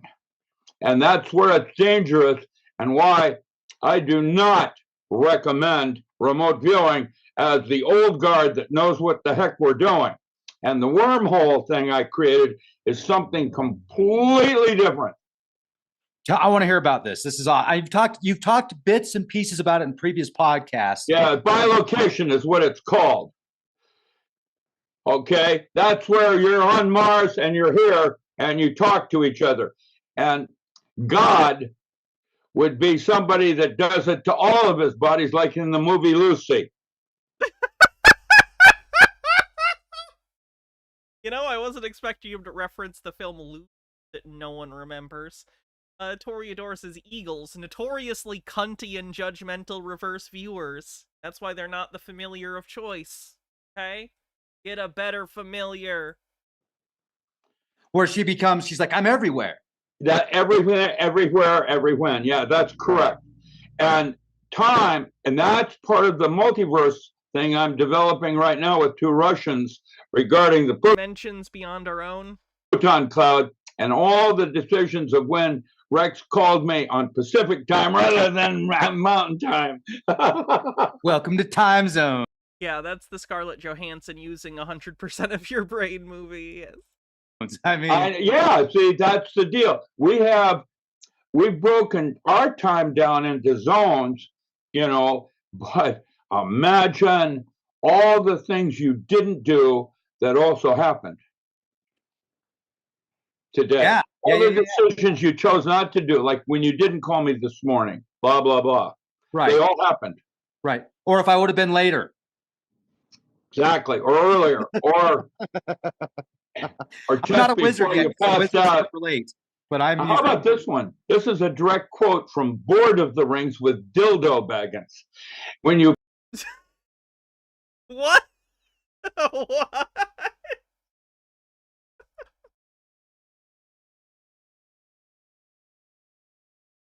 This is a direct quote from Board of the Rings with Dildo Baggins. When you just before you pass out, a giant 6-foot waffle iron is going to giggle at you that if you're digging it now, wait till the rush hits. A waffle iron? Oh man. That's why photographic well, it isn't photographic. I have a eidetic memory. When I see something, I've got it forever. And that means that when I don't hear music, I see it.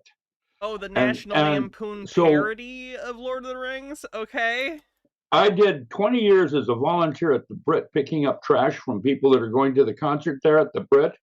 20 years of doing that as the nicest gift I ever gave myself. Because you were finding out what people were throwing away? Well, no. It just being able to see music, not hear it. I see what you're saying. I can see things people can't hear.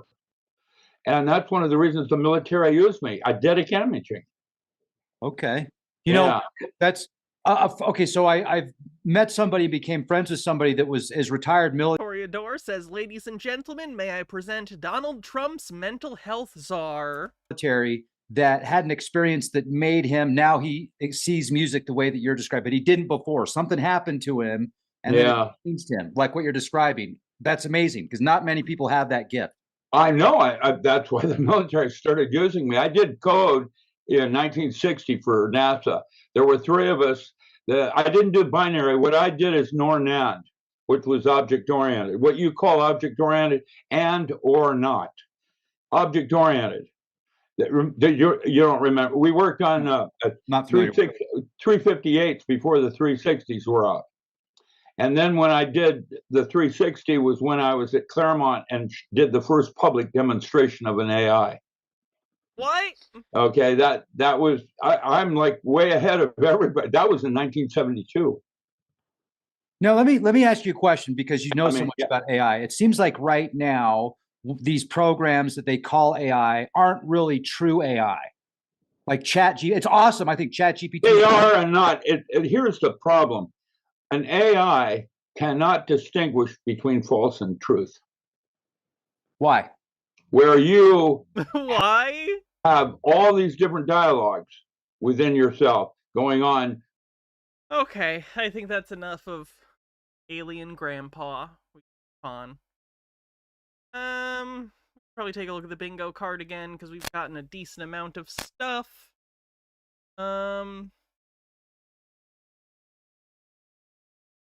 Past lives, reincarnation, poor understanding of Eastern religion or philosophy. Hannah might die of laughter. AI.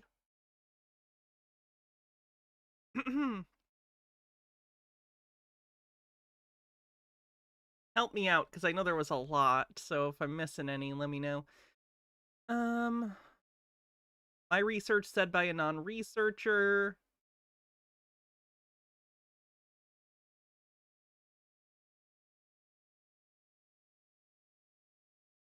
Satanic. Thinly veiled anti-Semitism. And we had overt as well.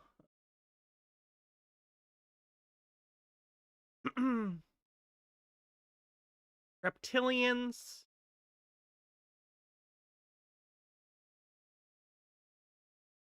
5G, 6G.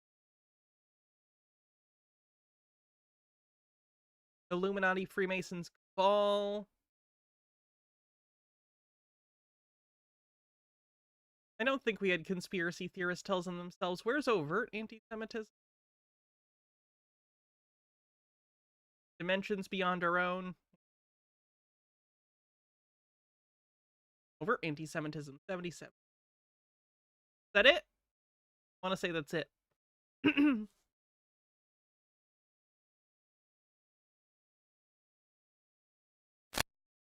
ChatGPT recently stated their CPUs are literally melting due to the outrageous power requirements. I hope every single venture capitalist firm put money into this shit loses everything.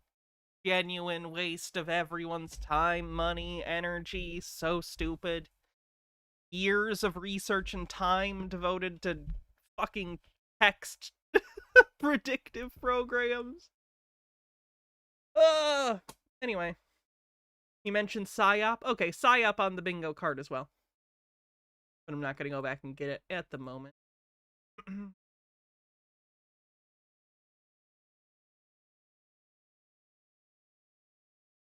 Hi, namaste everybody, this is Indigo Angel. I was guided to jump on and make a video for Lyen starseeds to transmit the information that I have downloaded from the collective energy star Vega and the archetypes.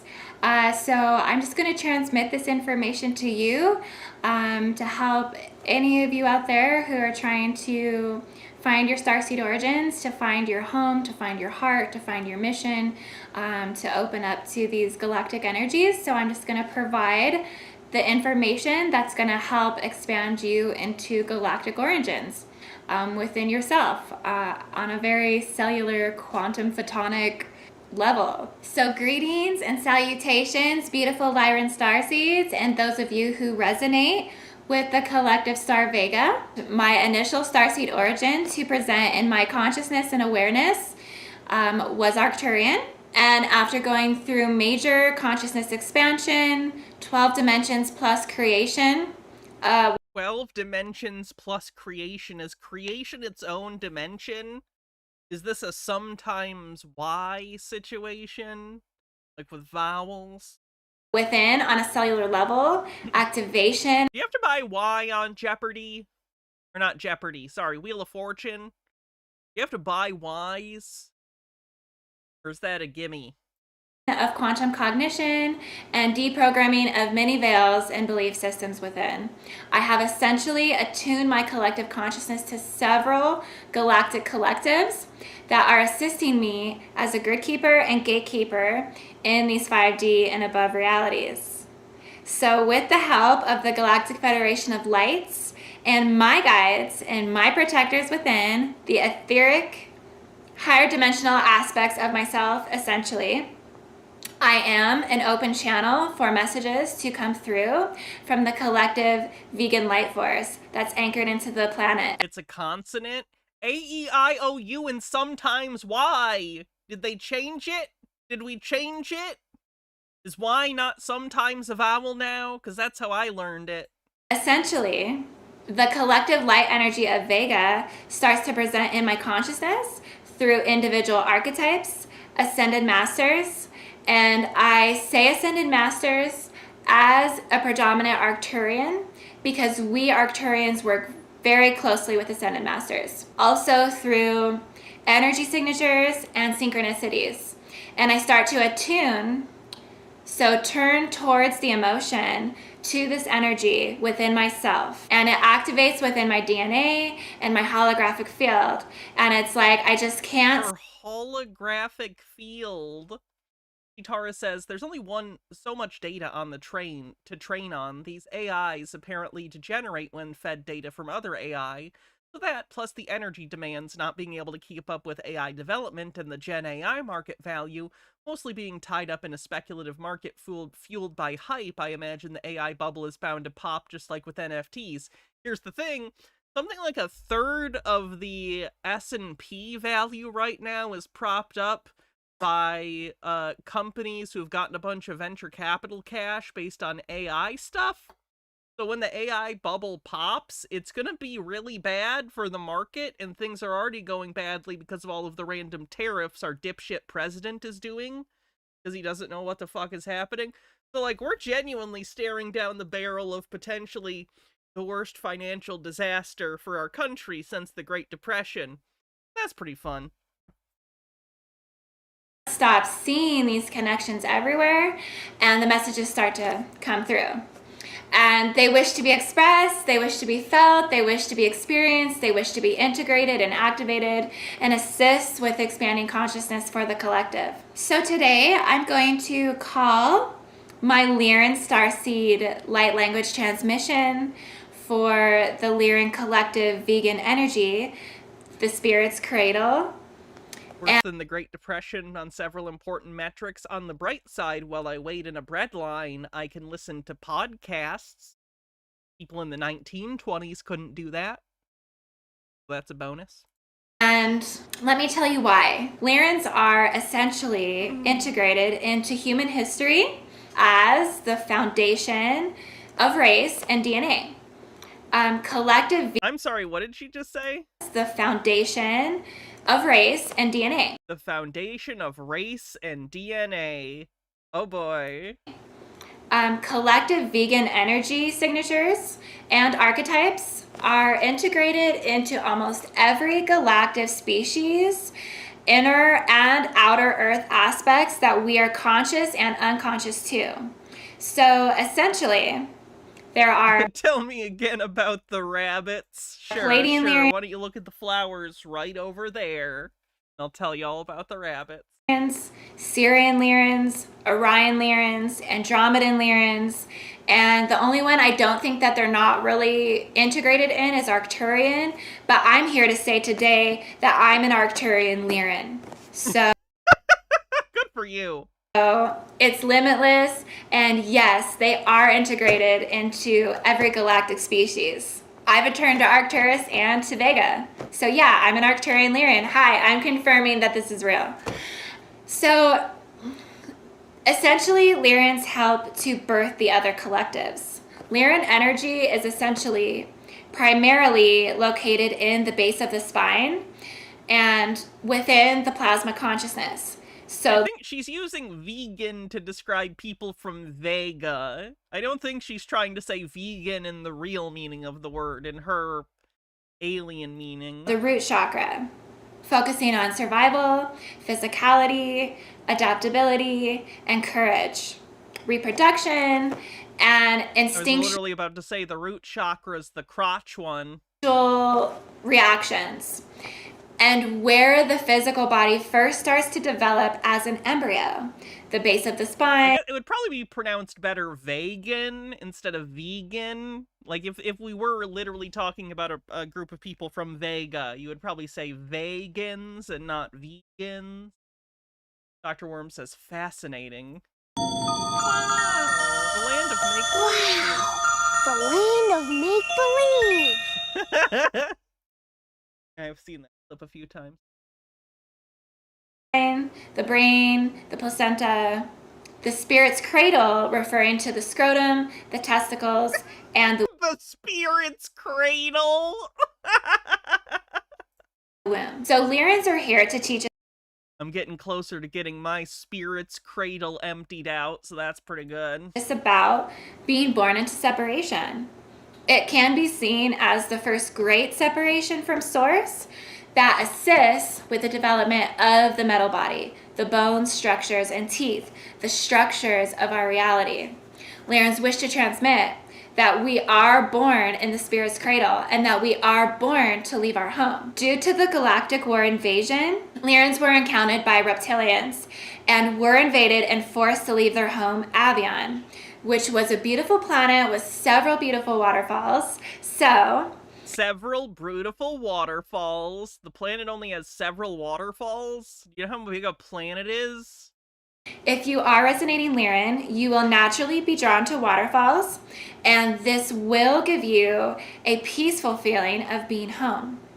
So you can see the parallel, simultaneous correspondence of the spirit's cradle, leaving of the home, a great separation from source, and the Lyren's invasion and having to leave their original home of our galaxy. Lyrens and Vegans incarnated with fear of reptilians, but they do hold the most information of human history within their DNA. They often have activations and memories and Akashic entanglements to ancestral lineages and ancestral programming. Their mission in this lifetime can be focused on clearing and healing ancestral ties to help raise the collective vibration of the planet. So due to the reptilian invasion, Lyren incarnates are very realistic, very down-to-earth type personalities and energy signatures. They are not easily fooled. They are the most in tune to deception and can clearly see malfunctions of justice, authority, and corruption and failing systems. She thought being into astrology was too basic for her. She needed to be more special and get on that fucking alien shit. Of society and government and malevolent forces. They can see duality, but they don't live there. And their energies are neutral, supportive, and complementary, and very contributory. So they may feel like they always have to watch their back. This lady's a white supremacist. That's true. It's important to bring up. You laugh at this and you're like, oh, haha, what a silly, stupid thing she's into. She's like an anti-Semite white supremacist who uses this stuff to justify her beliefs. She just doesn't go into it in this video in depth. And can hold resentment, annoyance, disgust, and disassociation. Don't assume just because someone's a hippie that they aren't a racist piece of crap.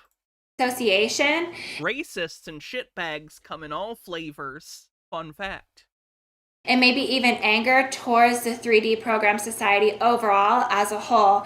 And regular heart-mind detachment meditation is really beneficial to the Lyren starseed to help them hold alignment within themselves. They are very in tune to reptilian trickery, illusion. Hey. Offensive. Delusion. I resemble that remark. And masks of false protection, big business protection, camouflage, concealment, false appearance, and shapeshifting. They can be very guarded because they understand human psychological motivations, inclinations, and persuasions the most. They protect themselves as a priority in their life and can be perceived as somewhat standoffish, but it's only because they're reading deeply into people's souls. Okay, we've had a lot of word salad today. I need something with more structure. I'm gonna lose my mind. Who has more structure? Oh no. Fuck. Chris has structure. He's nuts, but it's structure.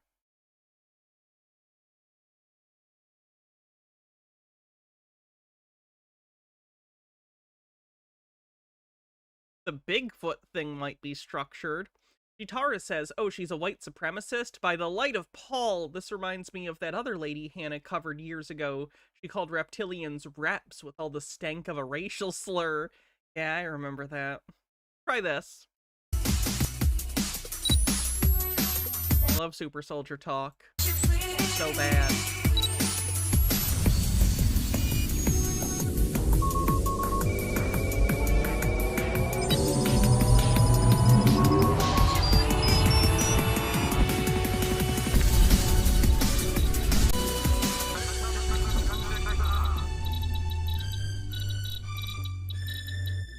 I will be talking to you about how I train super soldiers and cyborg soldiers and how to beat the Dracos in one-on-one fighting. Oh yeah, they have a sponsor now. I served on the space station of Mimas as a liaison for the Earth Embassy, working with many alien races. Jean-Charles Moyen, Franco-American SSP, aboard the Solaris spaceship, a part of the Solar Warden. My mission, protection and rescue slaves on other planets. Rebecca Rose, Psychic Super Soldier, Moon, Mars, Kuiper Belt, and beyond. We know if you won't tell them the truth, we will.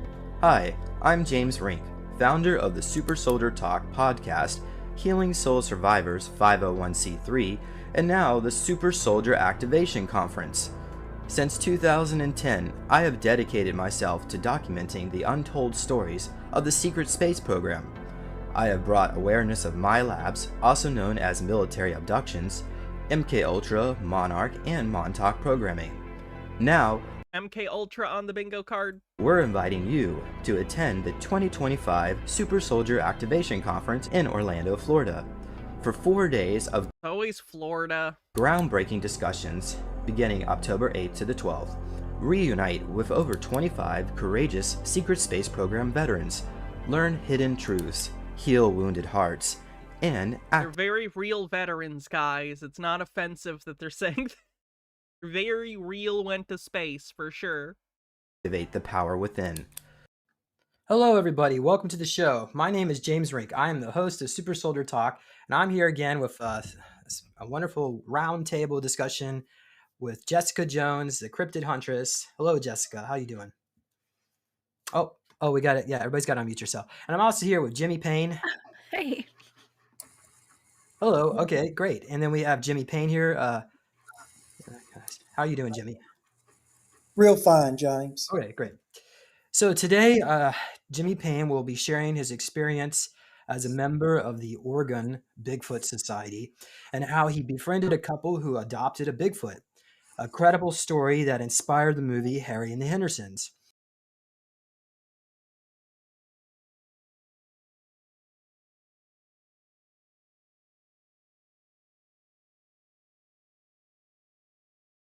It can't just be a Bigfoot story. It has to be it has to have something to do with a movie. Does everything have to tie back to movies? There's a lot to life, you know. Not everything is about movies. Also joining us is the Cryptid Huntress, Jessica Jones, who will provide her expert insight on the subject. When J. Neptune Man says the economy may crash, but the important thing is, did Trump own the libs, bro? Unironically, when the economy crashes, don't let any Trump voter forget what they did. Genuinely, they should be ashamed of themselves for the stupid bullshit they've gotten us into. I know they're incapable of feeling shame, but I'm gonna try anyway. So, as you know, Jimmy served under Starfleet under the name Jim, right? Captain Jim, but it wasn't Jim Kirk. It was Jimmy Payne. And he also has been on Mars. He's served with Duncan O'Finian. He's been on the Moon Titan. He's also been part of the Montauk Project. He served at Vandenberg. Was Duncan O'Finian Kirk's friend from Starfleet Academy that he imagined in the Shore Leave episode that he got into a fight with? Air Force Base, where he was on the Apollo 20 mission as an astronaut. I've not seen Sasquatch Sunset now. And yeah, there's quite a lot going on there with Jimmy. So, and then of course, Jessica Jones is a paranormal investigator and remote viewer based out of Northwest Georgia. She is an active field researcher and member of the Enigma Research Group, Anomalous Studies and Observation Group, and North Georgia Cryptid Researchers. All are action-oriented research groups which conduct field research associated with all things paranormal, especially Bigfoot. These groups have obtained groundbreaking evidence at several paranormal hotspot hubs in the southeastern United States, comparable to the infamous Skinwalker Ranch. Infamous? What sets her team apart from other groups is they are all trained in remote viewing. In addition to Finnegan was an upperclassman who teased freshman Kirk. Okay, I'm not crazy. He's just taking stuff from Star Trek again. Utilizing remote viewing in the research field, Jessica assists in missing persons cold cases. She has presented her field research at disclosure conferences, and there was one that you were just at, Jessica, right? Yes, I was the keynote speaker at the Georgia Bigfoot Conference. I thought it was last weekend, but it's been 2 weeks now, almost. Yeah. So, and I do a lot of conferences. So, you guys will see me. I'm on the street. I'm boots on the ground and at all the conferences. So, thanks, James. So, can you give us a little brief summary of what you discussed? Oh yeah, well at that conference I talked about Georgia Bigfoot. I'm actually from Georgia, born and raised, and I'm a Bigfoot field researcher from right here in Georgia, and we have a lot of Bigfoots here, by the way, and I pretty much. Wow, that's incredible. I'm sure you have evidence of that, right? Like you've proven that. Otherwise, you'd be wasting your time a lot. Boy, if there was no Bigfoot, it sure would be embarrassing that you're wasting all of your time and your entire career around a thing that isn't real. That would be embarrassing. You know, I'm actually on Would it be that you have a copy of Harry and the Hendersons? I do. 4 different teams. I'm on another team also called CW Operations and Bigfoot is a Pacific Northwest thing, not a Georgia thing. People in all sorts of places say that Bigfoot's in their area. That's the thing about imaginary cryptids, is you could say they're from wherever. You can just make shit up, because they're not real. survival as well. And we do a lot of field investigations and do a whole lot of research. One of those places that we research is called the Meadow. It's the South Skinwalker Ranch. And so we're not only dealing with Bigfoot out there, but we encounter, the dogmen phenomenon. We've got portals. My team is actually. Oh, wow. That's incredible. You must have so much evidence of all of that. Can I see it? Can I see your evidence that you've seen any of these things? Documented an actual portal and sent people inside of it actually to go check it out. And we have all that on video. And we do a lot of cutting edge stuff out there in the field. But yeah, at the Georgia Bigfoot Conference, I talked about all the cryptids in the South. I mostly, covered the southeastern region of the United States. But James, you and I actually were up in New York a couple of years ago, and we did a little field investigating together up there. So even up at Camp Hero, they have a Bigfoot up there named Junior. Movie or TV, Harry and the Hendersons? Which do I prefer? Movie. It's not even close. The show isn't very good. Though they did get the suit back, and I believe the suit actor back, at least for the first season of the show, and he's always good. But John Lithgow can't be replaced.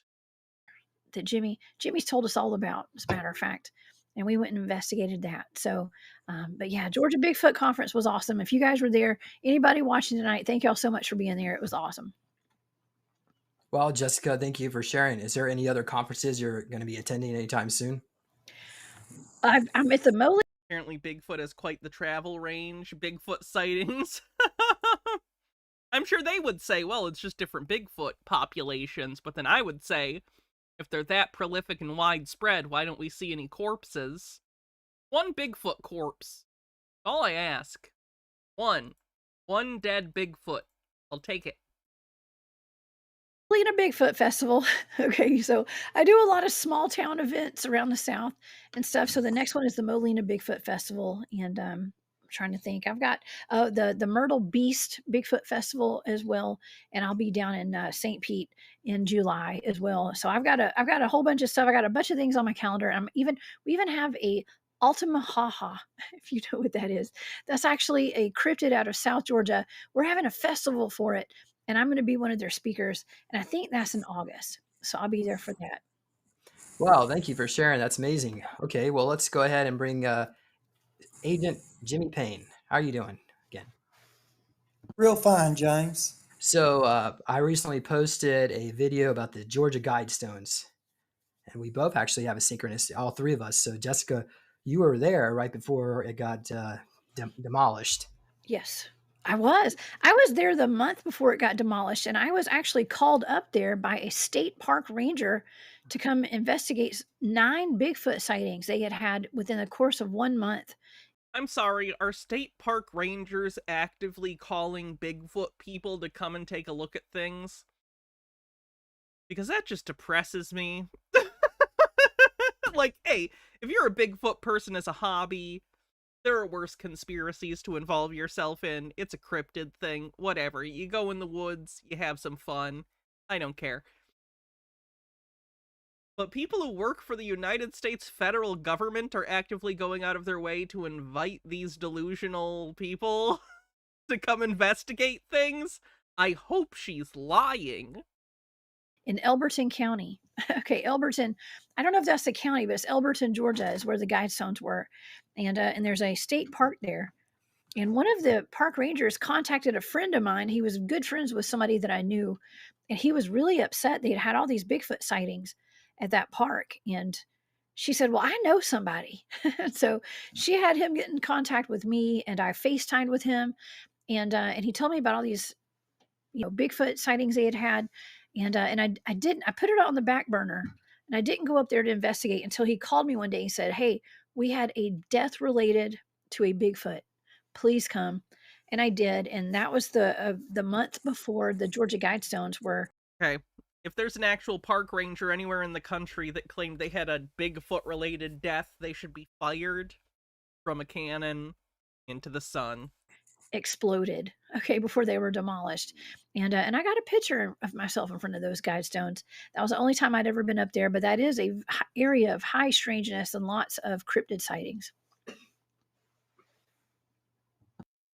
Okay, great. So if you want to go see that video, I posted it about 2 weeks ago. And of course, Jimmy says that he was there at the dedication ceremony. Right, Jimmy? Yeah, I did security when it was dedicated. And for those, just to get real brief, we don't have to go into an in-depth discussion, but it was funded by a group of German Area 51 scientists that had contact with extraterrestrials and adopted some of their spiritual. I'm sorry, he's claiming that the Georgia Guidestones were put together by NASA beliefs. astronauts? Right, Jimmy? In a nutshell. Incorrect. Nonsense. Well, they didn't adopt the alien beliefs.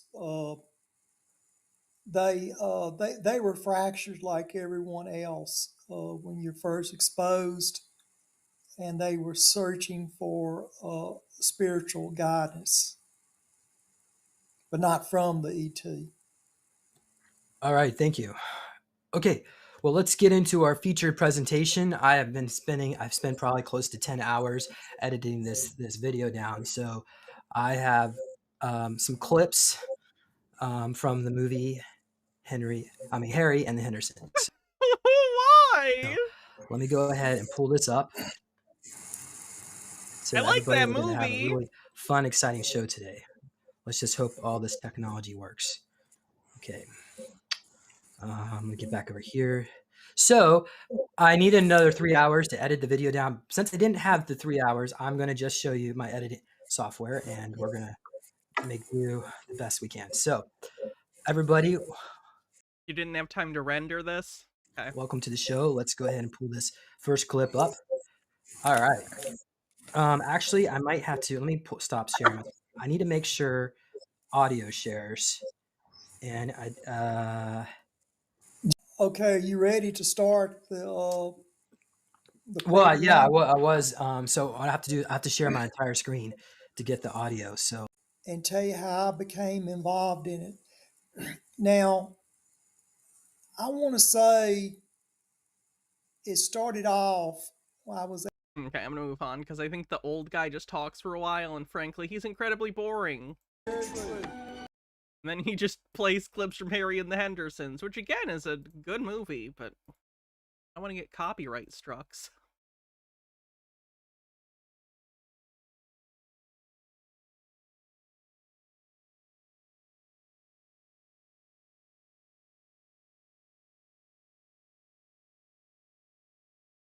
Welcome to the channel, it's me, Chris Brooks. I hope everyone's well. Right, I saw this article in the BMJ, which is the British Medical Journal, and it is a fortnightly peer-reviewed medical journal. So, no conspiracy nut jobs on there. Yes, we wouldn't know. Because you're a journal doesn't mean it's completely impossible for something to slip through. But go for it. It's a high-impact medical journal, a champion of better research, clinical practice and healthcare policy since 1840. So I'd like to think that what I'm going to play for you shortly is more than enough in the way of credentials from the source in which it came from. Different guy, Gitara. Similar problem. So yes, the BMJ. Who cares about climate change? And this is a response, a rapid response to that. And like I said, it's intended for healthcare professionals. So I'm now going to play you the article. Let me know what you think in the comment section below. And as always, look after yourselves, take care, and I will speak to you all again soon. Bye for now. Dear Editor, a possible geoengineering method to mitigate the global warming aspect of climate. Then he's just gonna text a speech. That's not. Alright. Let's see what CC's been up to. Good morning, good evening, good afternoon, wherever you may be. CC here, Chris, from New York, Westchester County. It's 3:28 25. Today's a Friday. I like to put a little video out on a Friday, just in case if I'm unable to put a video out on the weekend.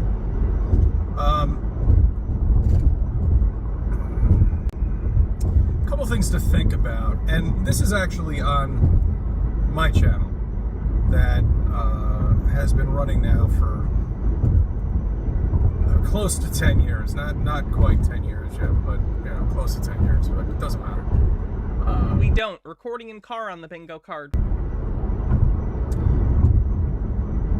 Every real question that I put out there, like for example, how the weatherman can tell you about the weather and when it's going to come and exactly hit us, from a storm that's brewing in California, which is 3,000 miles away from us. Okay. Now, remember, we've been told... Meteorology, Chris. Answer is, as usual, when you ask that question, meteorology, an entire field of study centered around trying to predict the weather. That the Earth revolves, spins 1,000 miles per hour. Okay, if you do the math... I like when he says do the math, like he's ever done the math. Don't say if you do the math, Chris. You've not done the math. You'll see that the computations that your weatherman is giving you when the storms, even in the Midwest, or I mean in the middle of the country, should be wrong, inaccurate. No? And at that point, they're giving you a forecast of 4, 5, 6, 7 days. The spin of Earth, unless I know what it is. Shit! You know what? It just came to me. That's right. Here it is. This is the answer. Why, guys, why haven't you thought of this? You know what? Because we're spinning so fast, it takes 4 or 5 days while we're spinning that they're putting that in. Yes, I see. I'm seeing it now. They're putting that into the equation. Okay, so we're spinning so quickly at 1,000 miles per hour, and the storm's coming at us from California. Okay, and they can pinpoint accuracy, tell us when that storm's going to hit us. 9 p.m. Monday evening. Okay, that's when the storm's going to hit. So that's what it is. I see. But I bet if I really do the calculations on that, and I'm forecasting something 4 or 5 days, that storm should be off in China. Should be blown apart. Again, no, because the Earth and the atmosphere of the Earth share an inertial reference frame. So this idea he has is not how anything works. With the wind and the spin of Earth, weather would not exist if we lived on this spinning fucking wet ball that. And yet we do, and it does. We considered you wrong. People think of it. These are delicate clouds. Okay, these are gaseous clouds holding lots of moisture. My favorite kind of cloud, the gaseous one. Very easy to break them apart. This is my favorite statement from this video because I think his idea of how clouds work entirely comes from cartoons. So in his head, he thinks like a fluffy cartoon cloud, and if something hits a cloud in a cartoon, it poops out of existence. I think he thinks that's how clouds work in real life. Like, I don't think he understands how clouds work. I think he thinks they work like cartoons.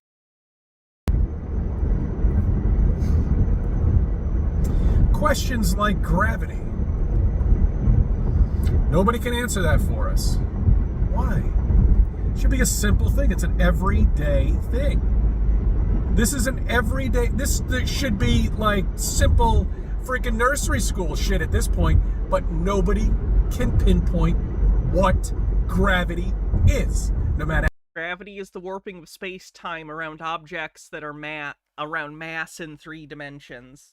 It warps the space-time. I'm not going to pretend like that's an intuitive answer, but it's apparently the answer. How many fucking degrees you have, nobody can tell us what it is. Nobody can tell us how gravity exists in space. How gravity exists without a magnetic core spinning. What? He said this the other day too. He really thinks that gravity is caused by the spinning, like, how strange. How strange. Is the size of an object in order for it to have gravity. How big does it have to be? Okay, I understand that was yesterday's video. It doesn't make a difference. It's think about it Friday. How big does it have to be? Okay. Why is it that the gravity from the sun, which is holding on to Halley's Comet, okay, for all of these years, it comes around every, what, 76 years or something? I got to see it. It's holding on to that, but it's ignoring everything else. It's ignoring the asteroid belt, right? Do you remember the asteroid belt? That not ignoring it. Was like, I guess they called that a failed planet. So if space actually existed, and all of this out there is being held in by the gravity of the sun, okay, the asteroid belt, we should be getting fucking meteors that shouldn't even exist. Because all of the asteroids would have come to Earth at this point after 4 billion or 6 billion years. Well, 4.5 billion years, if you want to be exact. Because people like to correct stupid things that these scientists come up with stupid numbers, which they have no basis around, and they can't prove it. Just like, I mean, when they're carbon... He just completely denies any and all data that comes from actual scientists and acts as though it's just shit they made up off the top of their head. Dating shit? Do you really believe that? Do you really believe they can carbon date something that's 60 million years old?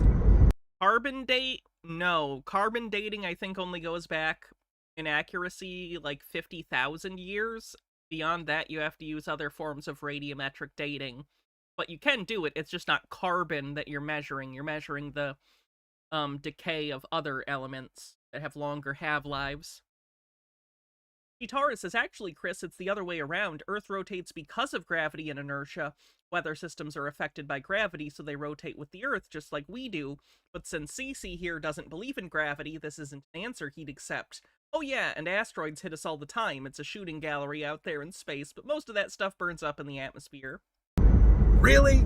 Guys, come on. Wake the fuck up, okay?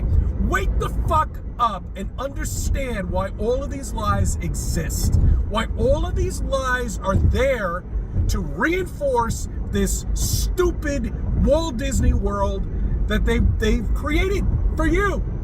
I believed it. You still believe it, obviously. Well, most of the people that look at me are flat earthers. Look at my videos of flat earthers anyway, but... I actually don't think that's true. I think Chris is one of those channels that's kind of rare in that the vast majority of his viewers, I think, are non-flat earthers who just find him entertaining. Viewers of mine or Cyman Dan's or one of the other 100 flat earth debunking channels. I don't think flat earthers largely like Chris. I'm talking to the people that are just... But most of them are bots. Who cares? It doesn't make a difference. I don't really give a shit anymore. You know, I am not going to sit on a corner and tell people about flat earth. There is no fucking point, okay? It's a waste of time. And plus, you're risking your life at this point. People are going to get... I mean, the NPCs, forget it. Forget about them. You know, I mean, they will... don't even get me started about them. I mean, there's just really no point. I mean, it's just... It's so obvious, and it's always been so obvious to us. You know, when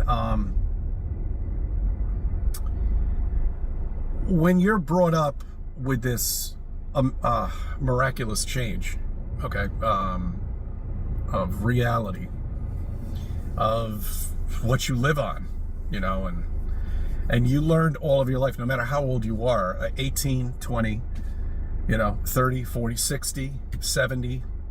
If you're in your mid 80s and you're just learning about flat earth, okay, I feel sorry for you. It's going to be a, wow, it's going to be a big one for you. You know, it's just amazing. You know, and it's just not only flat Earth. I mean, there's so many other things in flat Earth. I mean, there's all the architectural engineering. You know, there is. Doesn't understand architecture on the bingo card. Things that were built hundreds of thousands, well, not hundreds of thousands, well, maybe. Who knows? We don't know exactly how old everything is, but I certainly don't believe it's that old. Ryan Cooper says, I think he's referencing that Lisbeth woman who went to the final experiment. She was in a car accident, and flurfs say people like MZ Toon caused it somehow. She okay? Hope she's doing all right. But yeah, that doesn't surprise me that they would get conspiratorial about it, because that's their whole personality. But anyway, thousands of years ago of technology. Who's this guy questioning gravity while driving around in his car? He should listen to a chill audiobook instead of, and not be thinking too much. Looks like it hurts him. Yeah, we cover him a lot. He has basically trapped himself in an ideology that makes him feel incredibly isolated and misanthropic towards everyone else. Pretty sad. You know, obviously they use She was banged up, but okay. That's good. I'm glad she's doing it. They had lights. You know, you can't build shit underground without a flashlight. You're not going to sit there with a fucking candle, you idiot. Come on, you have to understand this. These people who built the freaking aqueduct system that goes all the way upstate and comes all the way down to New York City to bring water to them, when the Romans had it, they weren't sitting there with a fucking candle, okay, or a Bunsen burner. They had electricity a long time ago. They had technology that we have now. Does he think that the Roman aqueducts were... Huh. Okay, then. We're just discovering. I mean, really? Come on, look at your office building. You're telling me that... I know he thinks that, like, sewers and aqueduct stuff in New York is Tartarian, but I didn't know that. Office building that you're... Yeah, I'll count that as Tartaria on the bingo card. You're in right now is as advanced as some of the architecture in Paris, or the pyramids or anything like that. Shouldn't we be building? Romans didn't even invent aqueducts. Ah, I got you. You admit that Tartaria invented it. Like fucking glass cities at this point right now. Well, that's what we were fed. Building like, or the pyramids or anything like that. Shouldn't we be building like fucking glass cities at this? Shouldn't we be building glass cities? Reminder that he lives in New York. Shouldn't we be building glass cities? He says, well, living adjacent to a city of fucking glass. Like, what is he talking about? What's he fucking talking about? Look at any skyscraper built in the last 40 years? 50 years almost? They typically have an entirely windowed exterior, or mostly windowed exterior. What are you talking about? Point right now? Well, that's what we were fed back in the day with science fiction movies. You know, they always articulated all of these future cities, you know, with cars flying around. Oh, he's thinking Jetsons. Okay. You know, and beautiful buildings that look like glass buildings or ice sculptures and shit like that. But none of it's ever come true, you know, and it never will. Is he aware that sci-fi is sci-fi? A lot of sci-fi things have come true. You know, communication devices that we saw on stuff like Star Trek became standard use items like cell phones. Instant communication is an incredible thing that he seems to be taking entirely for granted. Felix Ninetails, thanks for following. Never will. You'll never see anything flying up in the air apart from a plane or anything like that. And if there are, again, the flying car thing is mostly, how do I put this? Not viable for safety reasons, and it's not efficient. It uses an incredible amount of fuel. There, are these things now. Which is the one I'm looking for? This one. So you can get, like, vertical takeoff and landing personal craft, but they're incredibly expensive. It's like a rich person thing, and it's incredibly dangerous. The current batch is booked. After that, you will have to pay the machine. It's 210 pounds or 95 kilos.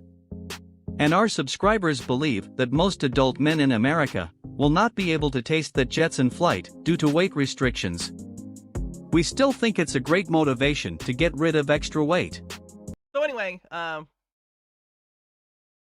kind of exists.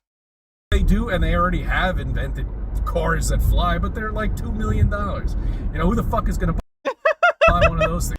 I like that he's upset that flying cars aren't cheap enough. Plus, you have to go through probably God knows what kind of training and all this other bullshit that nobody's even going to bother. I mean, really. Now he's moved the goalpost to, sure, you can get a flying car if you have the money, but who's going to go through all the training? Like, what? Fucking random. I don't know. I got this. I'm off the track right now, but it's all right. It's all right. It's all right. Let's get back on. Yep. And then nobody really questions volcanoes. You know, everybody thinks a volcano is from the core of the earth.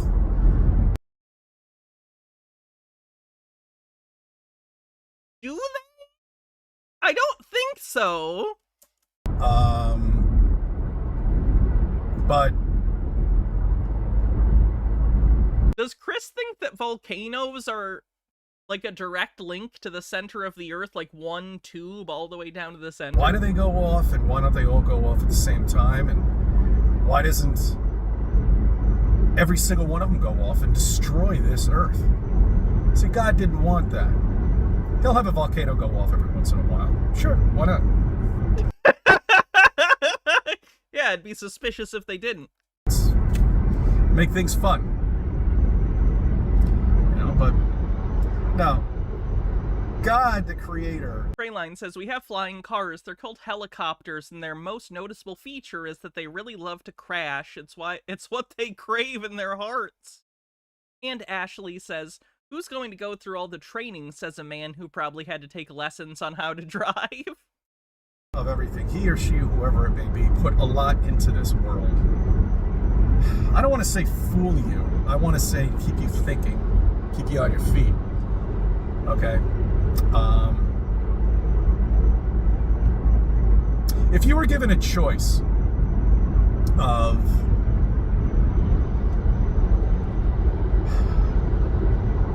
what you lived in or what you can live in, well, let me restate that. Okay? All right? And this is going back to, you know, the plausible possibility of beyond flat Earth. Okay? If you wanted to create a life for yourself, a short life, a vacation, basically, you know, what would you do? How would you create it? Would you have God just randomly create it for you? Or would you make it yourself? You know, or there are different levels of life, you know, that you have down here, you know, or have you lived many lives down here? You know, these are all questions, you know, that we have in the plausible possibility of beyond flat Earth. And look at this idiot. What lane are you gonna go in? You gonna go in this lane or in the other one? I love when the guy who's filming a video while driving talks about how shitty everyone else's driving is. I'm sure his is perfect. I'm sure he never gets distracted by filming a video. Jitara says, Chris, the volcanic eruption that caused the Toba extinction event almost wiped out humanity. It bottlenecked our population so bad it's the reason why there's more genetic diversity in a single herd of zebra than there is in the entire human race. God's plan, though, right? Are you telling us we're all doing incest? That explains a lot. All right. It's all right. Hi. Hi, how are you? Good to see you. Your driving skills are of an 18-year-old. Anyway, having difficulty thinking because this van in front of me is spewing out smog from his car and it just absolutely stinks, and it's filling up my cabin with noxious air. Reminder that Chris is anti-electric vehicle. But It's all right. He's got Jersey plates, so what do you expect? We did it! He's from Jersey! We did a New Jersey joke. We really tied the video together. Sorry, Jersey. All right, I mean, really. I'm from New York, which means I don't like guys from Jersey. It's just a thing. It's cultural, you see? He's from Jersey! Oh, Jesus.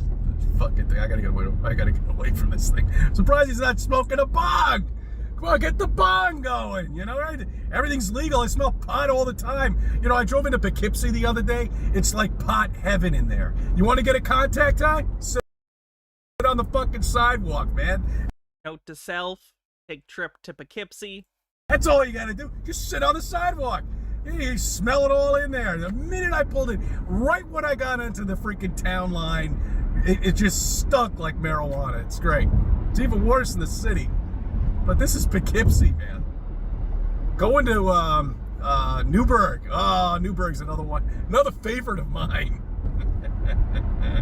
That's another great fucking area. Well, there are some good areas in Poughkeepsie. There are some good areas in Newburgh. Don't get me wrong, okay? But all in all, if you go into the main street or any other street in town, you better not go alone. That's my personal belief. It's kind of scary. Stay away. So back to the plausible possibility of beyond flat Earth. Yeah, I'm assuming that's a dog whistle. I'm assuming the areas are probably predominantly black areas. He said this before. He's mentioned other areas of New York State where it'll be like, stay out of there, and then people have been like, that's a fine area. It just happens to have a high population of black people. So, I'm guessing that's, you know, him doing his thing. And by his thing, I mean racism. What would you do? How would you set your life? You know, would you just take a random script and say, yeah, I want that? You know, or I want this. You know, or I want pain, I want suffering, or is... What if you don't get to pick, Chris? What if life is just a random series of events? What if it's all just powered by our own historical inertia? What if it's just a series of cause and effect? It doesn't need to be planned, it doesn't need to be a play, it just is exactly what it appears to be. Stephen J. Neptune Man says, if you believed every conspiracy theory we watch on this show, you'd believe that we live on a flat Earth that's a simulation ruled by lizard people that was once inhabited by giants, where history is fake, statues are real people, pandas are fake, and also magic beds and wristwatches can cure you of illness, and everyone is secretly trans. Pretty based. Is it all just part of the random programming? You know, I'm not sure. I'm not sure. But if that's true, how would Chris feel like a big special boy? Aw. You always wanted people to love you, for example? Sorry, I read words in the wrong order in sentences sometimes. I know you said special big boy, and I said big special boy. I do that. I, like, flip words. Transpose, that's the word. You would probably pick something, you know, problems with yourself. I mean, I don't know how to softly say this, but being disabled or something like that. You know, I don't know. What about your looks? What do you do there? We all look different, right? What do you do? Who do you pick? How do you pick it? You know, well, these are all fun things to think about in the plausible possibility of beyond flat Earth. But it just screams it all the time now. You know, I mean, NPCs are here to distract you. They're here to keep your mind off of things. You know, to keep you on your toes. I guess that's probably the best way to do it. You know, and all of us flat earthers, we just seem to be perfectly or strategically positioned in different areas, you know, where we kind of want to be left alone. And if we didn't have cell phones and the internet and social networking, none of us would have ever met each other. You know, but now we have all of this access. Was that programmed, or is that something that just happened, you know, that now we're able to get together, you know, we're able to create meetings, we're able to talk to each other and bounce ideas off of each other, you know, and all the good stuff, you know. I mean, that's the whole point. Well, not the point of Flat Earth, but it's part of Flat Earth is to meet other Flat Earthers. Yeah, we just can't be on our own having people. You know, this is another thing that really annoys me. You know what really pisses me off? People say that we feel special. Special? What the fuck are you talking about? Every fucking person out there who's not a Flat Earther, and pretty much everybody in Westchester County isn't, ridicules everybody who is a Flat Earther. Why would we want to be special? We want that? No, we don't want that. We want the truth to be brought out to people for them to understand what the fuck they're living on, why the lie is out there, okay? And to grow up and find yourself. Yeah, the feeling that you're getting right now, Chris, while you're giving this speech, that's the specialness we're talking about. Like, I understand that there's a lot of social isolation in play with conspiracy theory, and that's something that people do to themselves, unfortunately. You've done it to yourself, but that still gives you the opportunity to place yourself in your head in a place of being correct apart from everyone else, which therefore makes you feel smart, makes you feel special. Newbie Face says main character syndrome is a hell of a drug. No kidding. Being Flat Earther is not being special or feeling special. Yeah, I just think he's in denial about that, or I think he's interpreting being special as being happy, and those are very different things. Flat Earth doesn't make Chris happy, but it does make him feel special. Good feeling about coming across this and understanding it is to change somebody's life and have them think about it. But you're not going to change somebody's life over a cup of coffee. Okay, all you can do is you can explain everything to them and say, this diagram, this Earth that you grew up with doesn't work. It doesn't. It's all a lie. All of it. I mean, that's all it is. It's just bullshit. And again, it's there to just keep you in this fucking prison and just feeling alone. And yeah, you get married, you have kids. Kids eventually don't pay attention to you anymore, you know. They go off, they do their own thing. I mean, it's just, every life is kind of like that, but I don't know. I'll hope. CP Black with a 38-month subscription with Prime says, I hope you're doing well. I had the time of my life 2 weekends ago. Got to meet David Tennant and Alex Kingston. Met Matthew Lillard. He has jumped to the highest level of respect for a celebrity. He's super down to earth. Also met former NASA astronaut Dottie Metcalf. I got to ask her how many flat earthers come up to her, and she said quite a bit.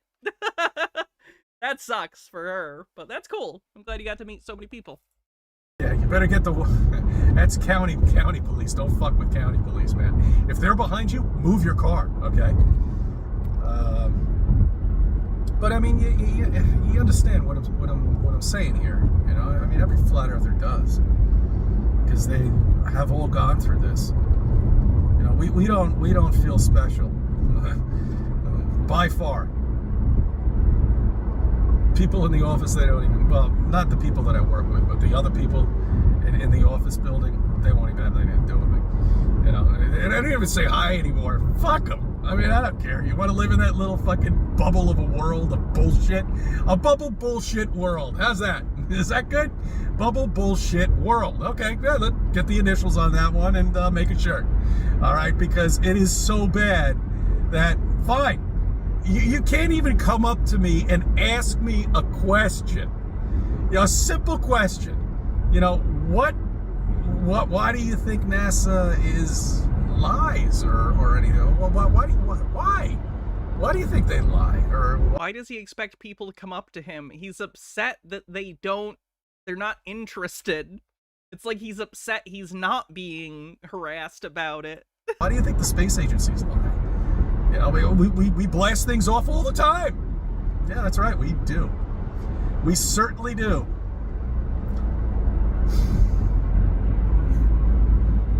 I really haven't covered everything I wanted to cover. That sucks. But all right. Why does he care if they do? Because he needs to assert his intellectual superiority over them. All right, I might try to put something out for the weekend. All right, thank you for subbing. Thank you for viewing my videos. Let me be a part of your life. Like, it's not, he's not even mad they're not agreeing. He's mad they're not interested. I find that interesting.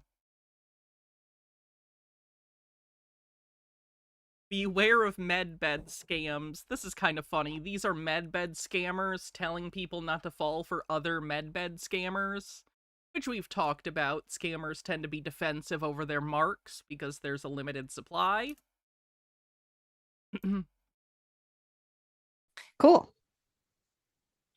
All right, so I wish I could say it was an exciting call. I don't feel that this is really all that exciting.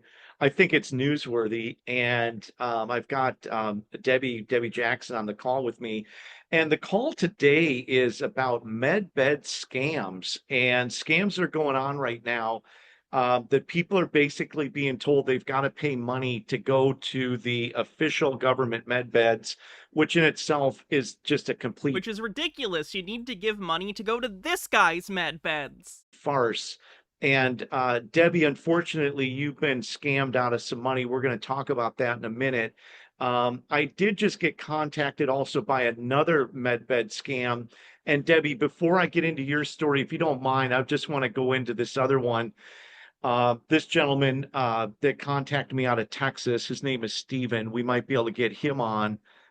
Basically was told he needed to sign up for a med bed, and he was given this website, which is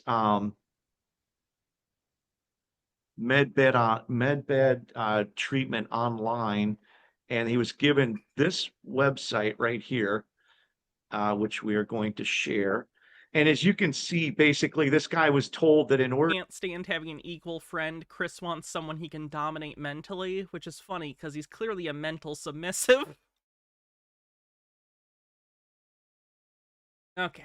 To sign up for his medbed appointment, he had to go to this website, final step. Free medbed treatment. You put in your credit card number for the free medbed treatment. Yeah, that makes sense.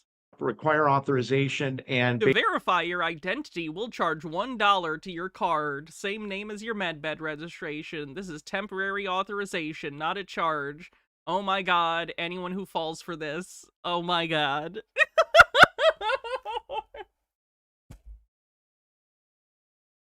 Come on, guys. Stop putting in your credit card information just because people ask for it. Basically, they charged him $1.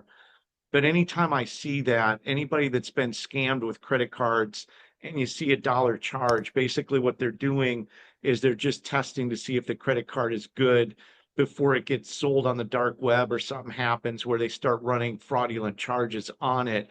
This address, and Debbie, can you see it on here?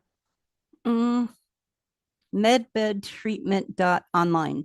Medbedtreatment.online. And this .online. poor guy was calling me up yesterday saying, look, I paid so this business model is every shitty App Store game? Yeah! You gotta pay to get crystals to speed up the construction rate on your medbeds. $1. They said that's all I need to do to get authorized. I'm supposed to be told where there's a government medbed.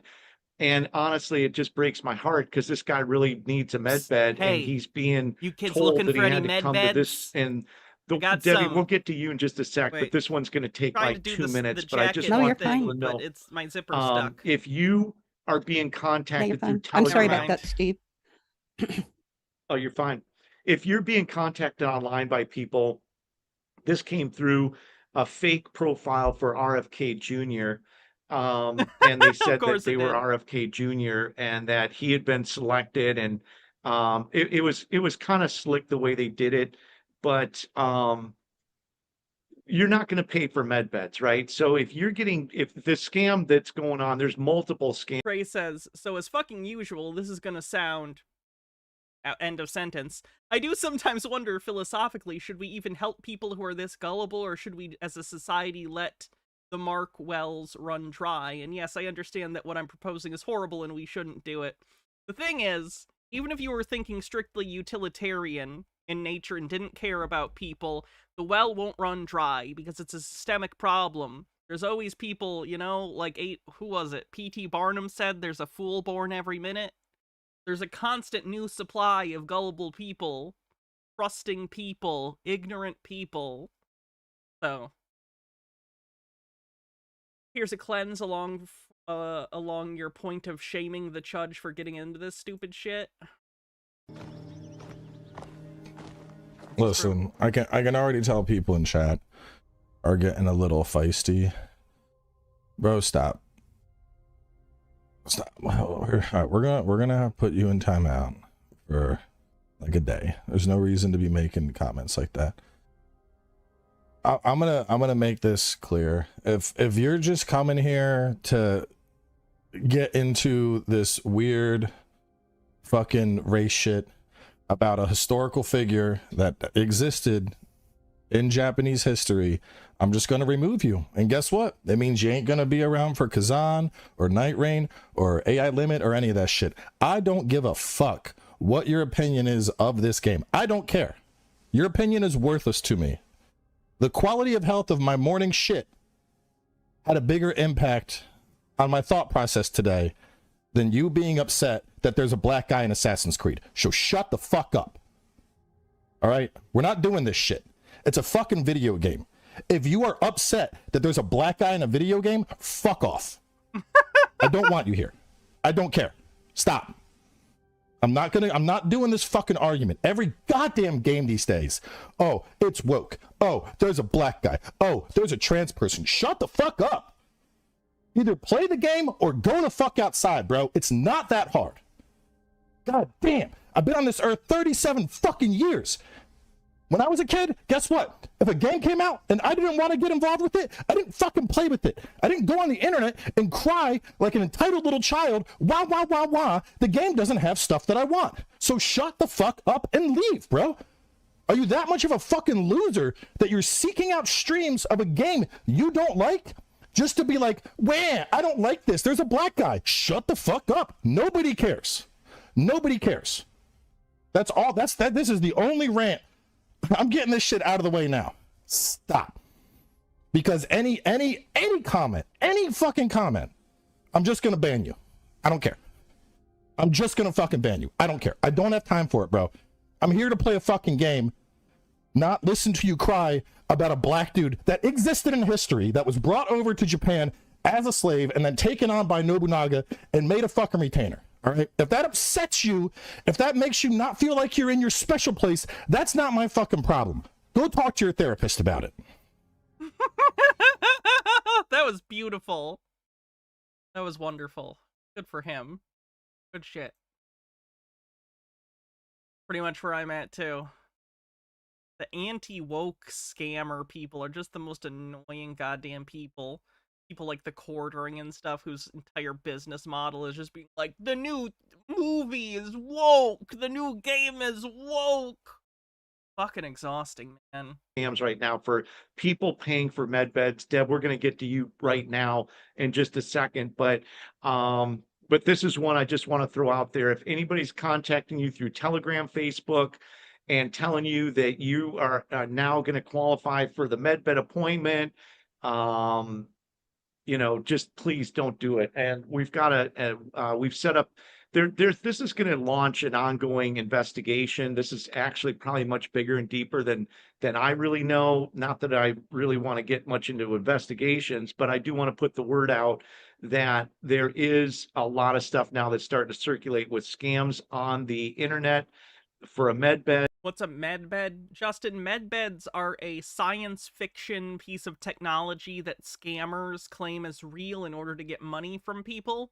It's basically, if you think of like a Bacta tank in Star Wars, like a bed you could get into and it would heal everything that's wrong with you. potentially de-age you, etc. And Deb, I'm sorry, I keep going, but the free med beds are not available at this time right now. If anybody out there is hearing that they're available, all I can say is it shouldn't be a secret. Put it on the internet, put the location, show me people actually getting in the med bed. If I don't see that, I don't believe it. And as far as I'm concerned, as long as there's still, there's still things that need to be done within our society right now to clear the way. I think that's happening. I truly believe med beds exist. There's a woman, Elena Denon, who's on YouTube, who I feel is very legit and really is tied into the true med beds and the release of those. And I follow her channel closely. Her information will be down at the bottom. But even though med beds are real, and even though they will be potentially coming sometime in the future, how near, we don't know. I would estimate maybe 2 years. There's still a lot of technology out there that's good. There's still a lot of things you can do, but please. Video was uploaded 6 days ago, in case you do not buy into the free med bed thing and then get stuck paying money like this poor guy did, and then thinking like the guy was really, I mean, it broke my heart. He's in a lot of pain. He really thinks he's going to go get a med bed. And, I saw this, got the story from him yesterday. This is the same scumbag selling the other fake technology stuff we saw earlier with like the balls of copper or whatever. So the fact that he's calling other people scumbags for preying on the vulnerable is kind of fucking hilarious. Hypocrisy on the bingo card. We did it. All right, do we have time for one more thing? Sure, we'll do this quick video on Alex Jones, and then we'll probably call it a night. Have you noticed Alex Jones is looking a lot different lately? Looks like he lost weight. Well, I have. Alex Jones looks to me like it's not even the same person playing that character anymore. Why is it face blindness? Why is it always face blindness with these people? So there's a popular theory that comedian Bill Hicks became Alex Jones. Well, I'm here to tell you, I don't think that Bill Hicks is playing the role of Alex Jones anymore. In fact, Nemesaur, thank you for gifting 10 tier 1 subs. I'm here to tell you, I think there's an entirely new guy playing the role of Alex Jones, and I believe I have found compelling evidence that suggests the imposter Alex Jones, whoever it is someone wearing a hyper-realistic mask. So if we take a look at Alex's recent Tesla commercial, where he promotes Elon Musk, he promotes Trump. Of course he did that. That's pathetic. And he promotes the Cybertruck. And if you look at his eyes, he does this weird thing where he pulls off his sunglasses and then he's blinking very strangely. It almost looks... He's clearly looking directly into the direction the sun is. You can see on his face, his eyes are like in the sunlight. Like his mask comes loose, almost like he's having a bit of a mask failure. Whatever it is, it looks like the eyelid... If I was wearing a Mission Impossible style photorealistic mask and it glitched during my presentation, I would simply do a second take. Of the mask are not quite lined up right, and it looks like the eyelids to me are just off. It looks like a guy in a mask. Now people are going to say, oh, Jake, it's because he lost a lot of weight, because he took that weight loss drug, Ozempic. That's why he looks different. No, this... I need to get me some of that Ozempic face. Straight up looks like a different dude who's wearing a mask. The more I slow it down, the more I zoom in, the more it looks like a mask to me. And I've already done a video in the past where I talked about how they do Chitara says these anti-woke folks are tourists to Assassin's Creed if they complain about historical accuracy. In Assassin's Creed 2, you fight the Pope with the shadow clones of yourself as he shoots lightning at you, and both of you are using weapons that are artifacts from actual ancient alien civilizations. In Assassin's Creed Odyssey, a more recent title, you're the result of an ancient Greek selective breeding effort to keep that ancient alien DNA pure, and you become immortal after getting an ancient alien artifact from Atlantis. Fucking love the Assassin's Creed series. I have played them since the original. I got the original on launch day. I love that game series so much. You have hyper-realistic masks that they use in the CIA, amongst other law enforcement agencies. And so, if the CIA has admitted that they have hyper-real... That's Heisenberg. That's Bryan Cranston's face. But it also kind of looks like the mask from The Haunted Mask 2. Does anyone remember The Haunted Mask 2 with the old guy mask? Looks like this Bryan Cranston mask. Realistic masks that they don't allow the public to see, that they don't allow the public to have. It makes sense that this could be a dude wearing a mask who's pretending to be Alex Jones, which raises the question, what happened to the last guy? When did the CIA say they used these masks? I've seen it on YouTube videos. They've shown them. I don't get the impression that those are supposed to be used for, like, you're actively engaging with people mask. It's more, I'm in the background and no one is looking at me too close masks. But whatever. Who was doing the Alex Jones character? If it was Bill Hicks, what happened to him? Is Bill... Jason Proxy says, I remember The Mask too, Son of the Mask. I didn't understand that movie at all. He didn't reference Rocky Dennis once. Hicks still alive? Is the guy who was no, Solar Lander. He thinks Bill Hicks is alive and used to play Alex Jones, and now he's been replaced by a different person. The conspiracy that Alex Jones is secretly Bill Hicks is not new. That's a quite old conspiracy theory. Doing the Alex Jones character last year. Like at least 15 years old. Still alive? Where did he go?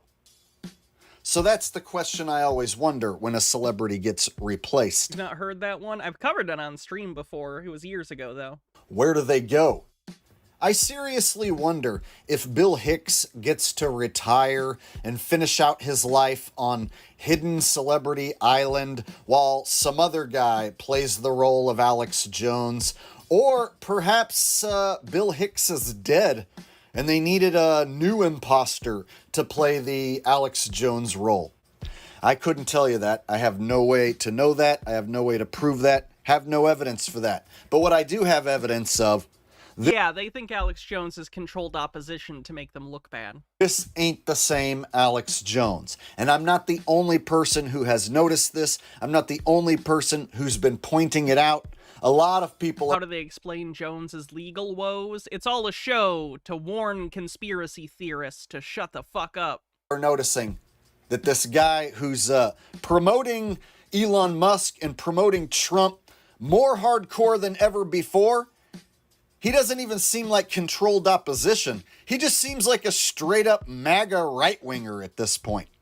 So now Alex Jones isn't fringe alternative media. No, he's basically just a MAGA-tard telling you to go buy Cybertrucks. Yeah, the Overton window has just jolted to the right so hard I have motion sickness. As most of you know, there's major changes happening across the planet. There's a major pro-human revolution happening.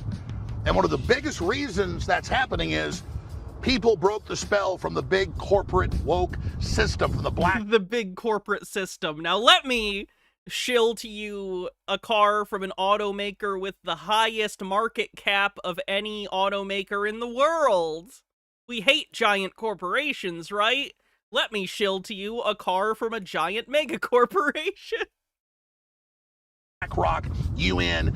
Last year, 20% of all car recalls were Tesla. You gotta pump that number up. Brainwashing system.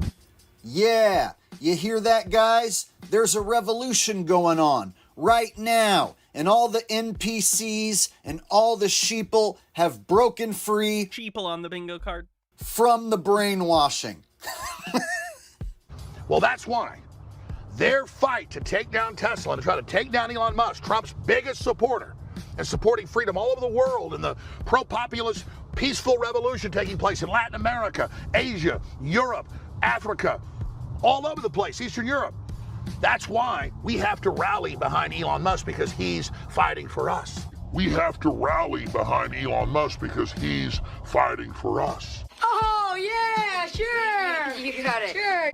When we stand up for the champions who are powerful and smart and strong fighting for us, we stand up for ourselves. So my fate is tied to Musk, his fate is tied to mine, his fate is tied to you. We're all tied to Trump. This is a real revolution, but it takes support. I'm genuinely worried that whenever Trump dies, because he's, 80 years old, he only has so many years left on this planet. Genuinely, I'm worried like 20% of the country's gonna have a Jonestown moment when Trump dies. Takes money. So many people have really, really just centered their entire sense of self and well-being around one octogenarian, and I don't think that that's good mentally for them, probably. To do it. That's why, as a symbol of this, we went and bought the most awesome Cybertruck, had it wrapped in 1776, the Alex Jones edition. So not only is Alex Jones promoting Elon Musk and Trump, he's promoting Cybertrucks. Right? They won't believe he's dead. They'll think it's a conspiracy. I would agree with that. He could live to be 123 years old, and they would still say he was killed by the deep state. At the same time, they're being recalled for falling apart. Yeah, go ahead and look up Tesla Cybertruck recall in any search engine, and go ahead and see what pops up. You're going to find story after story after story of all Tesla Cybertrucks being recalled because they used the wrong glue and pieces and panels are falling off of it while it rolls down the road. So yeah, while those Cybertrucks are being recalled, Alex Jones is telling you that they're great and that he bought one and wrapped it up in a 1776 wrap. And he's also saying that by him raffling off this Tesla, he's helping to fight the bad guys, helping to save humanity. That's why it's so important that everyone understand that our ideas are superior. Our ideas are team humanity. Our ideas are unstoppable if we simply defend them. And yes, people have started to do that and realize that. That's why it's so important for all of you to support President Trump. That's why it's so important for all of you to support President Trump. Right.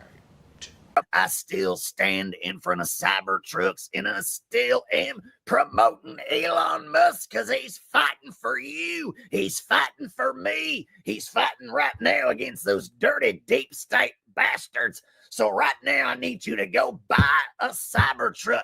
Folks, let me tell you something.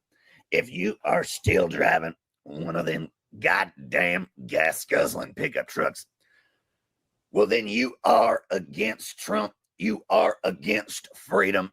You are supporting the goddamn globalists and the fragging deep state. Go out and buy. He does a pretty good Alex Jones. That probably hurts his throat, but it's actually pretty good. All right. I think that's it. We've been going for 3 hours. I appreciate y'all. Thanks for hanging out today. I really like chilling and watching conspiracies with everyone. I will be back tomorrow. We'll probably be doing some sovereign citizen stuff. Probably not traffic videos, or probably not like traffic stops necessarily, but sorry, I'm just that person's makeup is fucking awesome to look like her character. Holy shit. She did great. As fuck. Good for her. Anyway, so I'll be back tomorrow. Bill Beans. Who we got?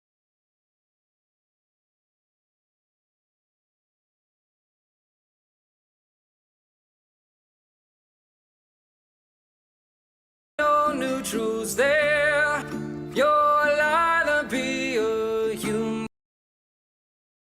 for immigration at the moment. All right. Oh, wait, was there bits that I missed? Oh, Jitara said, when Trump dies, his cult of personality will collapse at best. At worst, probably continue to believe his spirit or something is acting through his bloodline. The unhealthy obsession some of these guys have with Baron is gross. I've been seeing them recommending that he marry European royalty, a princess half his age, mind you, to legitimize the Trump bloodline. That's fucking gross. All right. Have a good night, everyone. I'll see you later. Hopefully tomorrow. All right. Adios. Make sure you like the stream on YouTube. Thank you very much. And we're still working towards the tip goal. So if you're watching the VOD later, you can also tip and it'll count towards the goal. All right. See everyone tomorrow.